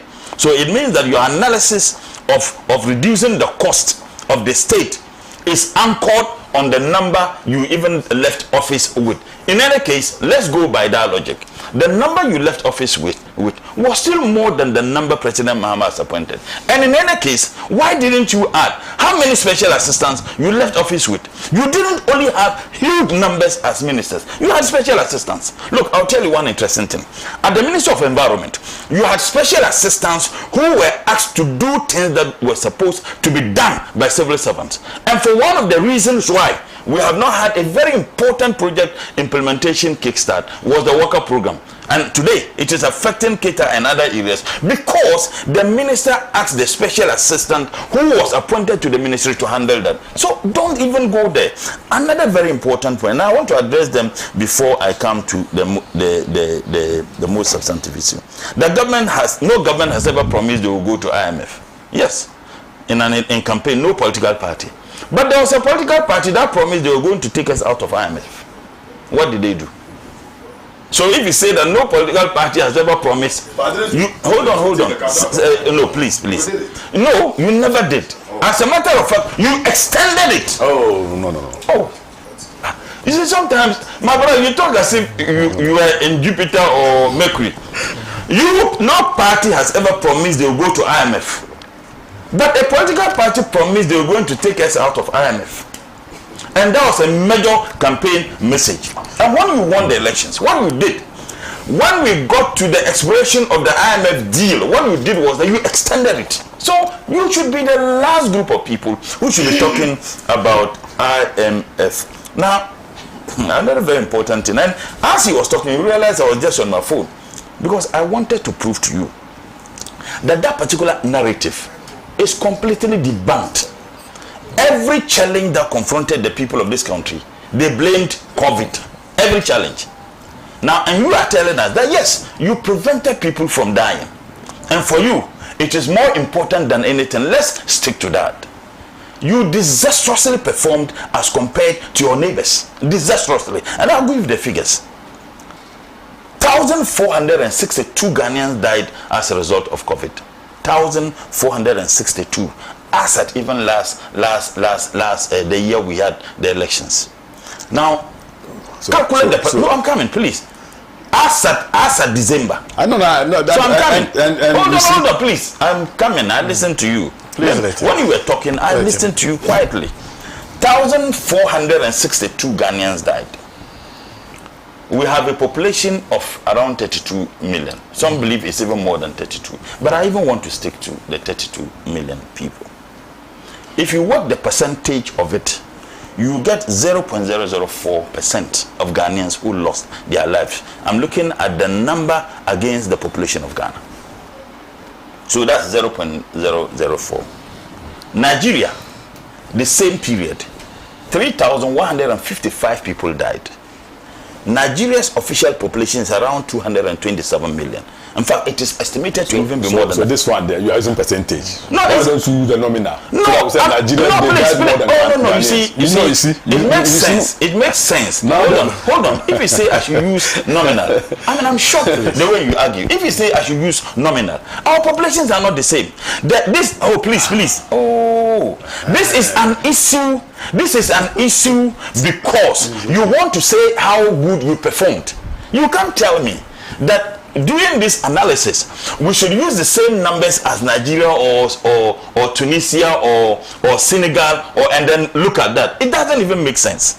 I'm a research student, and clearly you can't even do a proper intellectual analysis if you just look at the raw numbers. Taking into consideration our populations are not the same. So I want to look at the percentages. I will come to how much we each borrowed. So if you calculate Ghana's one, you have about 0.004%.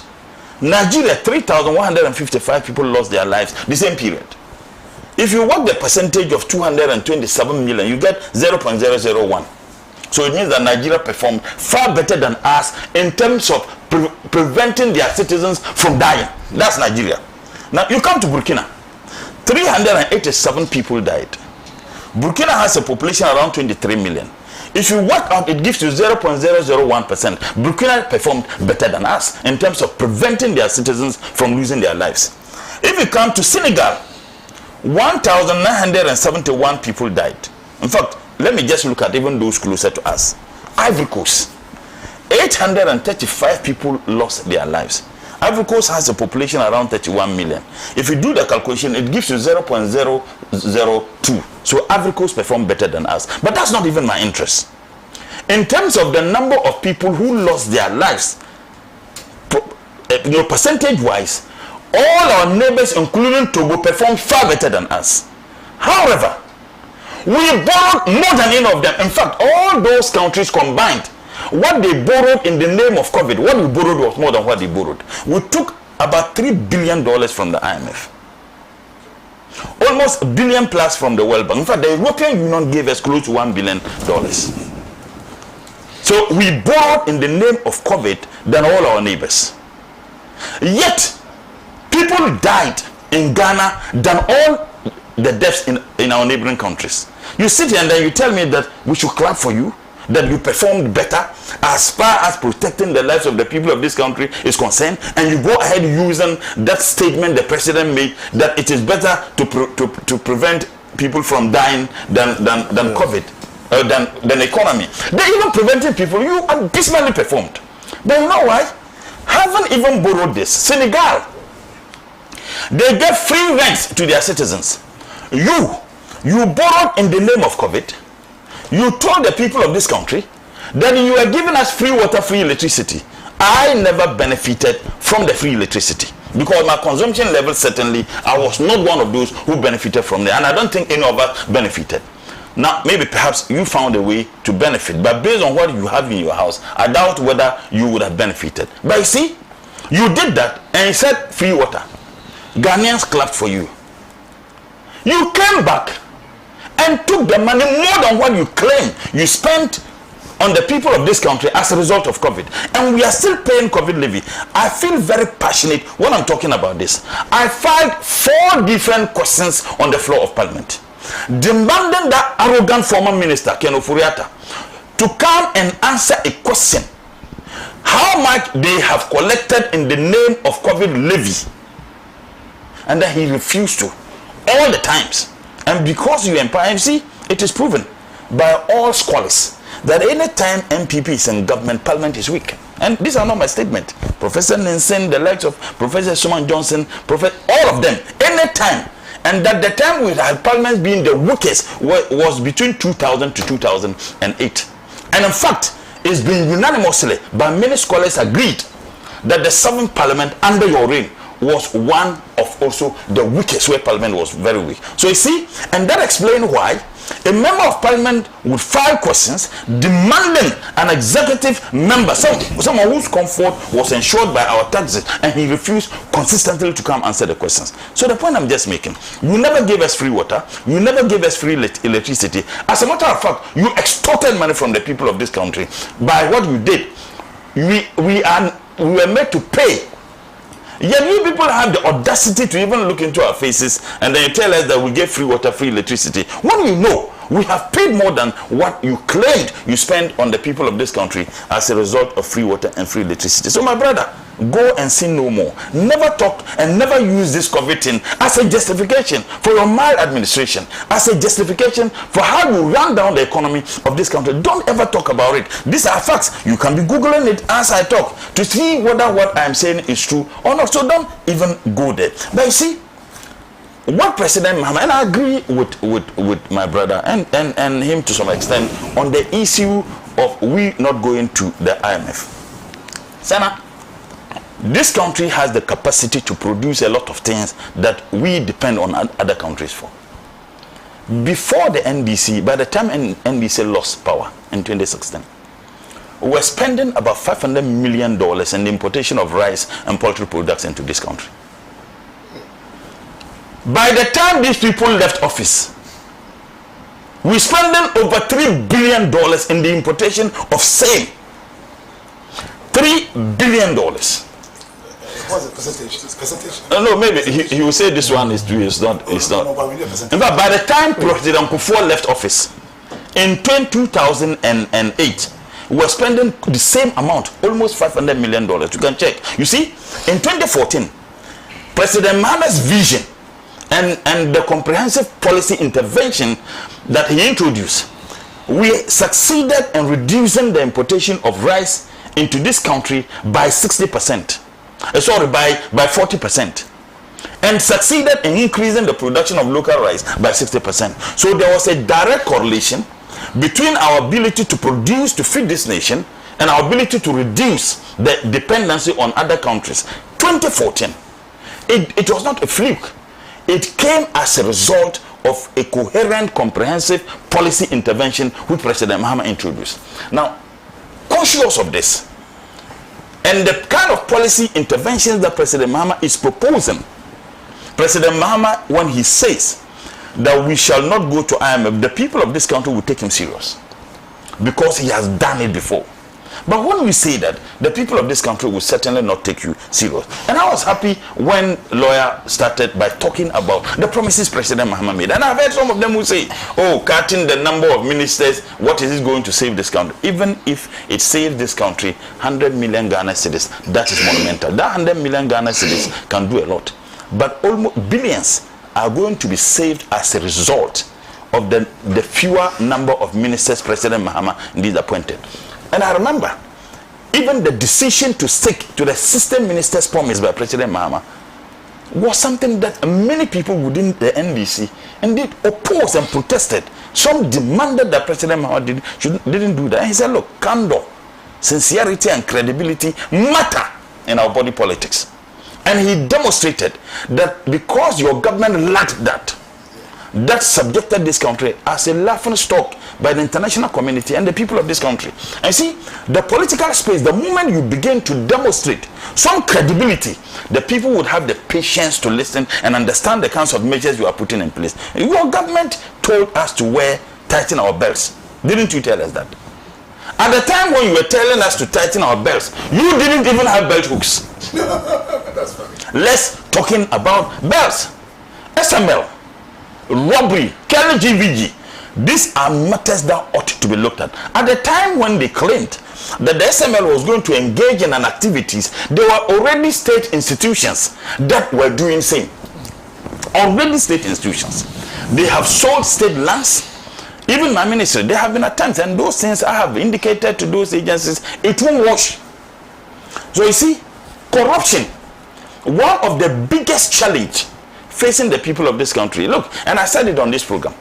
The year President Kufuor, once infamously stated that corruption started from Adam. But the difference between successive government and President Nana Addo Bawumia was that President Nana Addo Bawumia had perfected corruption. And the Flagstaff House was a citadel for corruption. That most of the booty that happened under President Nana Addo's administration ended up at the Flagstaff House. Because why? Why is it that people who were caught even on camera, on video, taking bribes, the president felt comfortable to allow them to still operate within the four corners of the presidency? People who were accused for taking bribes, and the accusation didn't come from any person, then a leading member of the party, that the then two deputy chiefs of staff, that they were taking money before you would have access to the presidency. Yet President Nana Addo felt very comfortable to allow them. President Mahama has indicated and demonstrated beyond any doubt that corruption will not be a friend under his leadership. But see, Sena, let me tell you one thing, and I'm saying this as a political scientist. As far as the Fourth Republic is concerned, the only political party that had the courage to investigate members within that party and prosecuted same had been the NDC. From President Kufuor 2000 to 2008, and from President Nana Addo 2016 to 2023, you never had the courage, and if I can put it bluntly, you never had the balls to even start investigation on people who were accused and sometimes credible evidences against them for plundering resources of this country. You never did that. You remember any time we talked about President Kufuor, they say Malam Issa. Malam Issa was not a member of NPP. He was a member of the PNC who was given an appointment, and some are even suggesting that it was deliberately done to showcase and to use as a decoy to motivate and encourage thievery and plundering of resources of this country by leading members of your party. So I'm saying that in terms of credibility and credulity by any political party to deal with corruption, President Mahama stands tall. And you see, Afrobarometer index by the CDD. By the way, CDD have never been friends to the National Democratic Congress. I mean, if you look at the leading members of CDD, their friends were people who were leading members of your party. CDD in the Afrobarometer describe your government as the most corrupt ever in the history of this country. But see, it is not only the CDD and what they said. Go and look at the Corruption Perception Index. The highest we ever scored in this country was under President Mahama, when we scored about 48%. The lowest of President Mahama, Sabo, was 43%. That is what your government celebrated till they exited from office. The lowest. A percentage President Mahama felt so bad. A percentage which was occasioned partly as a result of some of the vile propaganda and outright lies you told about President Mahama's person, his family, and even his appointees. The lies when you claimed President Mahama and Lordina Mahama had hotels in Dubai. You remember they said all those things. without a scintilla of evidence. And I remember when NDC lost elections in 2000, Kweku Baku went everywhere and said Nana Konedu had hotels, shops in France. And estate resources were spent on certain individuals to travel around the world to find out where the stuck and stolen monies were kept. They found nothing. The same narrative was used. The same narrative that President Mahama was corrupt and that he and the wife had hotels in Dubai, only for you to have the authority, the power, the resources available. You could not provide a scintilla of evidence. There's one company, Aka Energy. We all know who owns it. There's a lady there, Zikadija. I remember when that issue came up and we took the issue up, you used the budget. That particular company should be investigated. Is it Aka Energy? There's a lady there. AKER. Yes, there's a lady there. We know those who are behind it. You see, they were paying the journalists. Yes, a lot of money. When we raised the issue, look, I'll tell you one thing. I'll tell you one thing. When I started talking about it, there were some people who called me. And sadly and embarrassingly, there were certain people within NDC who called, and I warned them. I told them never to call me to talk to me about those things. I'm saying that such entities ought to be investigated. All those who looted the resources of this country will not be allowed to go scot-free. You see, if we are able to stop corruption so that we can look at the resources that otherwise would have ended up into people's pockets, I am telling you, we may not necessarily need IMF. And I agree. IMF is like economic hospital. In fact, it's ICU unit of even an economic hospital. When all hopes are lost, where you go and throw your hands and say that, look, I can't do anything any longer. Now they then come take over your economy and manage it. President Mahama is looking at the policy interventions. The 24-hour economy is a game changer. And I realized they tried to lampoon, to laugh it, when they could easily have checked the percentage of Americans who work in the night, the percentage of those who work in Europe, in UK, in Belgium, in many European countries. If you do that cursory check, you will come to one conclusion. But you see, the reason why some of us were never bothered about the attempt to denigrate that concept was that when you had the TUC itself praising President Mahama for that initiative, and they created the impression as if 24-hour economy, everybody is going to be on board. In one breath, they laugh at it. In another breath, Dr. Brown will say 24-hour economy is already being practiced. So they themselves were even confused as to the criticisms they were going to find against 24-hour economy. So reduce costs, reduce inflation, and which can be done, increase or reduce our dependency on other countries for basic commodities we have the capacity to produce. Sena, my personal experience, everybody knows I farm. There are several of our colleagues who are farming at Dongo, Honorable Akando, Honorable Soyini, Honorable Yunusef Seni, one of the biggest, rice farmers, Honorable Tanko, many people. Of course. Now, these people, they don't farm. What they farm is how much they get and put in their banks and buy houses everywhere. I'm saying this. Oh, Sabu. So we farm. Sena, Avnash, a rice milling company, used to buy the farm directly from us. Yes, the produce, the rice directly. About 3 years ago, Avnash could not buy because they had 3 years rice or 2 years rice they bought and couldn't get market for them. So you produce the rice and you can't sell. Look, last year I had to reduce my rice to sell because the next season was about to start. Completely at loss. And in fact, Honorable Ajumamenu suffered the same fate. We had series of discussion with the then Minister for Agriculture, Brian Champon. He was interested in looking to buy government hotels. He was not interested in finding solution to the challenges facing us. Now you have NADMO, disaster management institution, that when people are at the lowest ebb of their survival, NADMO was using imported rice and imported products. And I suspect because they feel that when it is imported, they cut deals. Because that could be the only reason. Buffer stock was not interested in buying rice from rice farmers. They were interested in buying imported rice. Does it even make sense? So if President Mahama says we may not be going to IMF because there is extending the IMF. We may not be extending the IMF, arrangement, because his vision is very clear.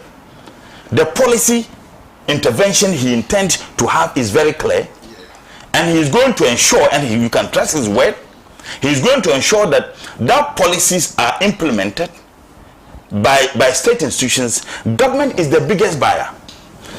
I went to when I was having engagement of the various agencies under the Ministry of Environment, Science and Tech. I was shocked. I went to GAIC, Ghana Atomic Energy, Commission. I went to CSIR, and I was shocked what the Water Resource, Institute, what the Crop, Resource Institute, what they can do. And as a matter of fact, if you go to CSIR, their market, they produce food. They have the capacity, and that there is demand. The only difficulty they have is the resources to be able to expand. Yesterday at the budget hearing, there were some positive signals we were picking. My proposal is that we can engage CSIR to produce some of the food items under the school feeding. Because one, the kids will eat healthy food. Healthy food in the sense that the food they produce there is healthy. They could eat healthy food. So instead of depending on imported food items for the purposes of feeding kids, who by the way you couldn't even feed, we can get state institutions to be able to do that. So when President Mahama says that we shall not be extending the IMF arrangement we have, he says that because he has a track record. Now, Sena, if we are able to cut the amount of money we spend on the importation of rice and poultry products, even by half, we will be saving this country $1.5 billion. And do you know what $1.5 billion can do to the economy? What $1.5 billion can do to the economy is that it will show up the value of our domestic currency and the dollar, which has become a fugitive, because Dr. Bawumia promised that he arrested it, locked it at the police headquarters, and gave the key to the IGP. Unfortunately, it broke jail, and it's a fugitive just like Ken Ofori Atta.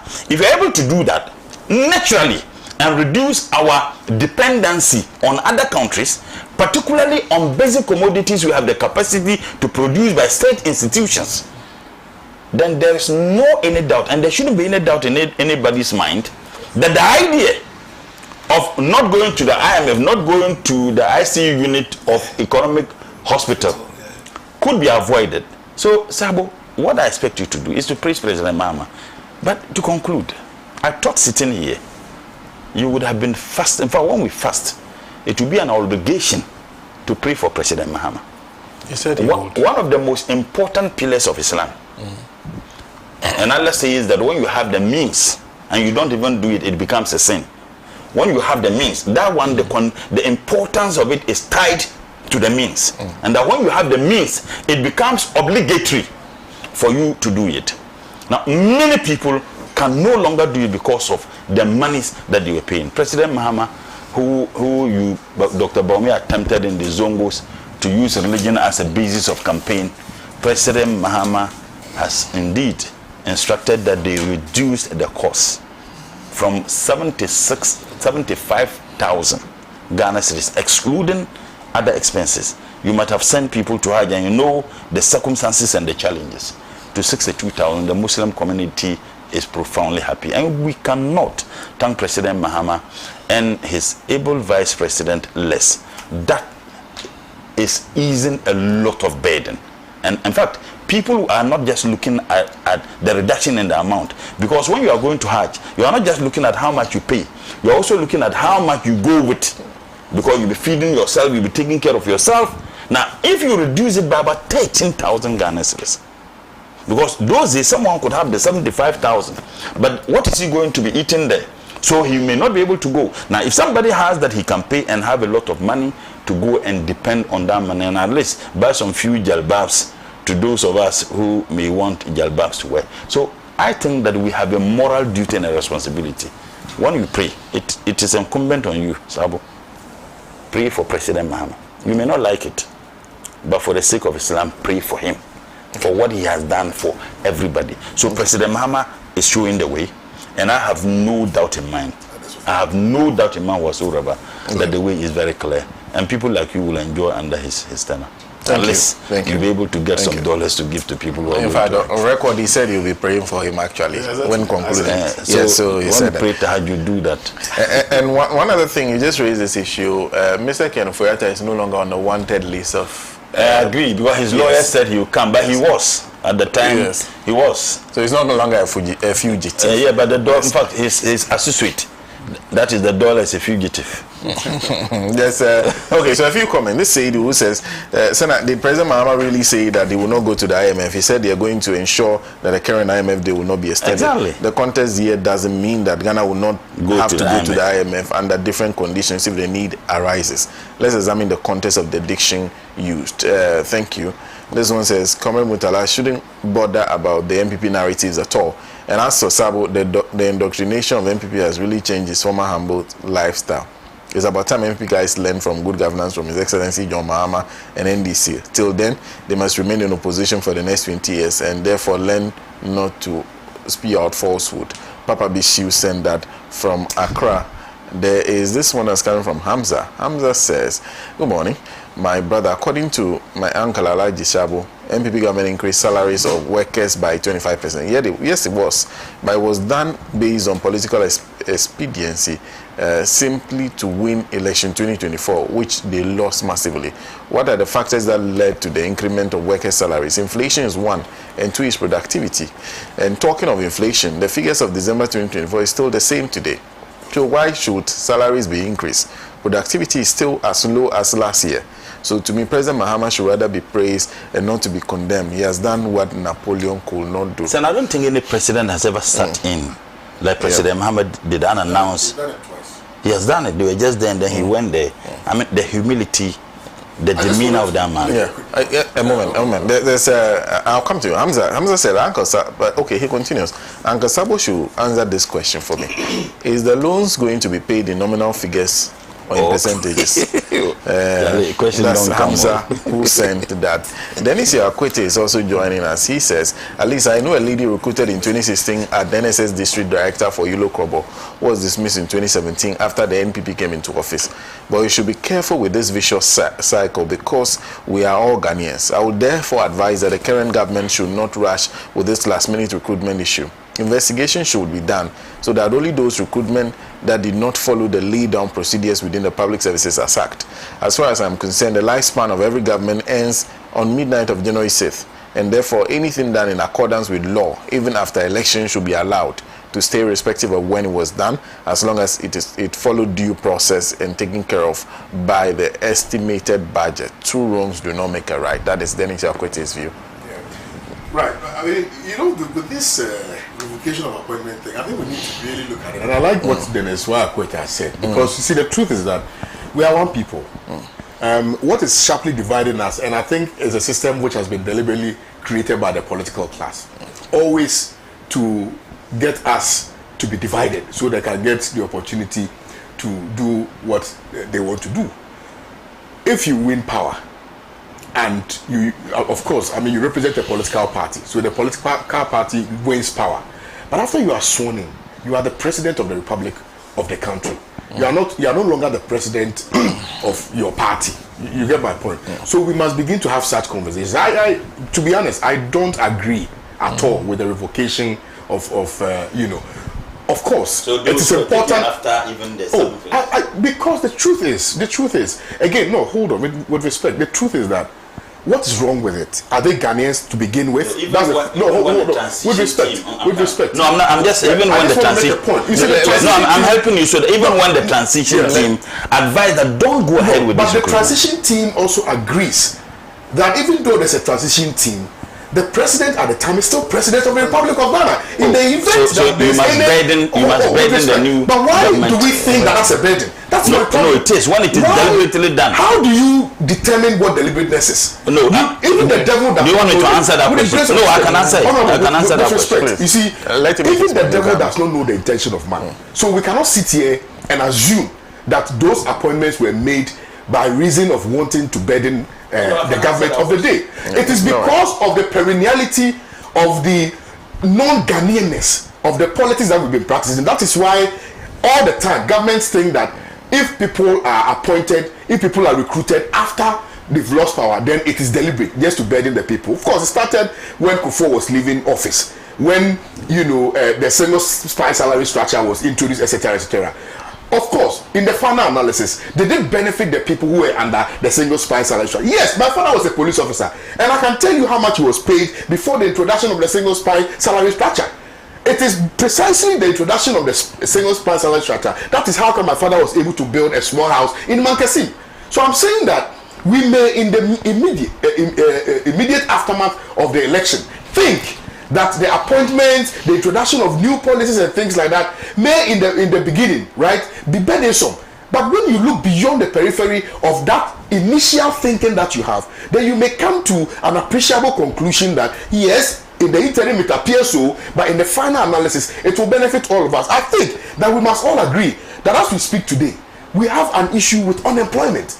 So are we saying that by reason of the actions and inactions of the Kufuor government for closing down banks, therefore creating a bigger unemployment space, right, we should let Ghanaians suffer because Kufuor was leaving office? We are Ghanaians. That is what I think we must. Oh no, with the grace of let me conclude on that. You see, in the same vein, I will not be happy in the event that NDC loses office and NPP comes and then sacks people who have been employed by NDC. I will not be happy. And I said that what was wrong yesterday, if condemned yesterday, must be, and if it is wrong today, we must also condemn it. Okay. Now, in concluding, I just want to just depart a little and speak to Paul Adumoche. Paul Adumoche has lost credibility. His show is no longer popular. So he wants to find relevance.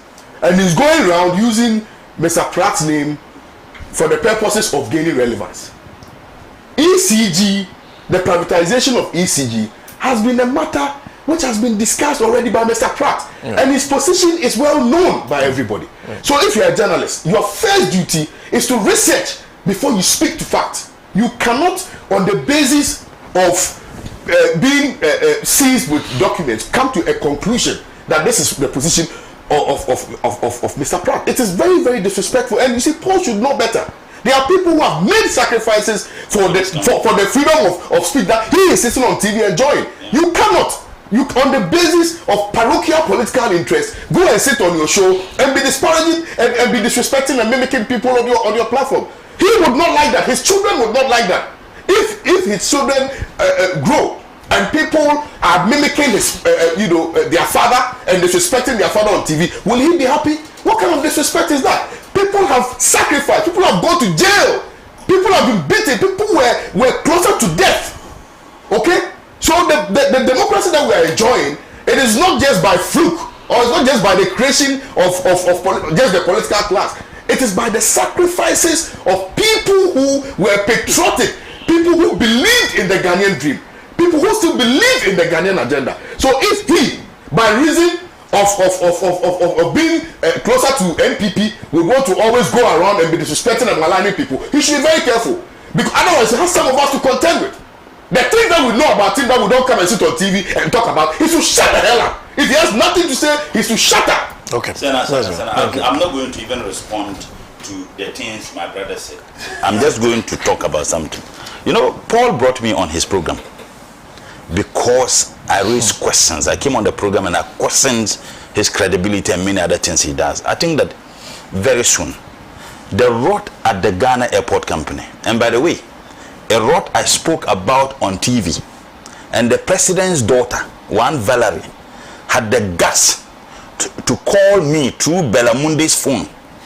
And then I initially, after the program, called. I didn't want to even respond to it. I said I want Bella to talk to her. She insulted me for 15 minutes. Yes, I listened to, even when I wanted to, can I talk now? You can't talk. Only for me to ask her, how much do you pay per square meter? And she told me $30. And I asked her, even Marina Mall, will you pay $30 per square meter? I am aware that a process was done, they wanted to give up the spaces. They ran adverts. Every company that was supposed to bid made a non-refundable fee of $5,000. I'm aware that over 5,000 companies entered into the bid. That for the over 500. 500 companies alone was supposed to give airport company $2.5 million. Yes. Someone instructed that the process be truncated. When the process was truncated, it means that that action alone denied Ghana Airport Company $2.5 million. The spaces were then given to someone. That lady claimed that she's operating 90 square meters. 90 square meters. Who was the entire spaces at the airport given to? Who subletted them to other companies? Who was the person who supervised this road? I think that very soon, some people will be very quiet in this country. Okay. The likes of Comrade Kwesi Pratt, they have demonstrated beyond number credibility. Me, as a student leader, when I was a young undergrad at the University of Ghana, Kwesi Pratt, Kweku Baku, Dr. Yao Graham, Akutampa, they used to come to train us. And some of us, we have come a very long way with such people. In fact, there were times I disagreed with their position as far as our political, democratic processes are concerned, because I belong to NDC. And they have been very consistent. They have never said they are joining any political party. They stood on principle. And that is why they are respected by every rational human being. But you see, for you to do the kinds of things he did, if you want to engage me in a debate. And I remember I said that you have the opportunity, you sit on TV and then you bring people and you do that. I think that some of these things will stop. It's just a matter of time. Okay, thank you. Thank you. In fact, we'll conclude the show on that note. No, give me a moment. In fact, the information I have is that on Thursday, the Thursday that he was saying the same things, asking for the social movement of Ghana to state their opinion on the privatization or otherwise of ECG. In fact, on that day, there was a forum that was being organized on the same matter by the SCMG and PO. Even on Alhaji. Yes, on Alhaji, we discussed it many times. We discussed the same matter. Where he stated his some of us have opinion. the cause to have disagreed with Uncle Kwesi Pratt on certain positions, and he has never taken offense. I mean, don't you disagree with him? And he has never taken offense, because the democratic space allow people to express that. Yes, let him be brief. I'll be brief, please. I have to go. In the first place, Kwame, let me tell my brother Kwame, don't sit here. Don't think you can intimidate what the name Paulo Machine, shouting. You can't do anything. You can't do anything. This is. Why are you defending someone? I see also. I'm not defending. Takashi. I thought Takashi was just sitting down doing that. I'm not intimidating anybody. He knows what we do. Let it come. He expressed his opinion. He expressed you are his also doing yours. How do you get me? And then, in fact, yesterday you even informed me that apart to that, even I saw the video, he criticized that particular move earlier on. But maybe he was not previewed. And all of you are media people. Mocked me that I'm a teacher. He even said on that program, oh, I'm told he's even a teacher. Okay. He didn't know that I have valued my teacher certificate and I have been to school far better than him. Okay. He didn't know I was a final year PhD. No, I mean he said that on the program. Oh, he's even a teacher. Mocking.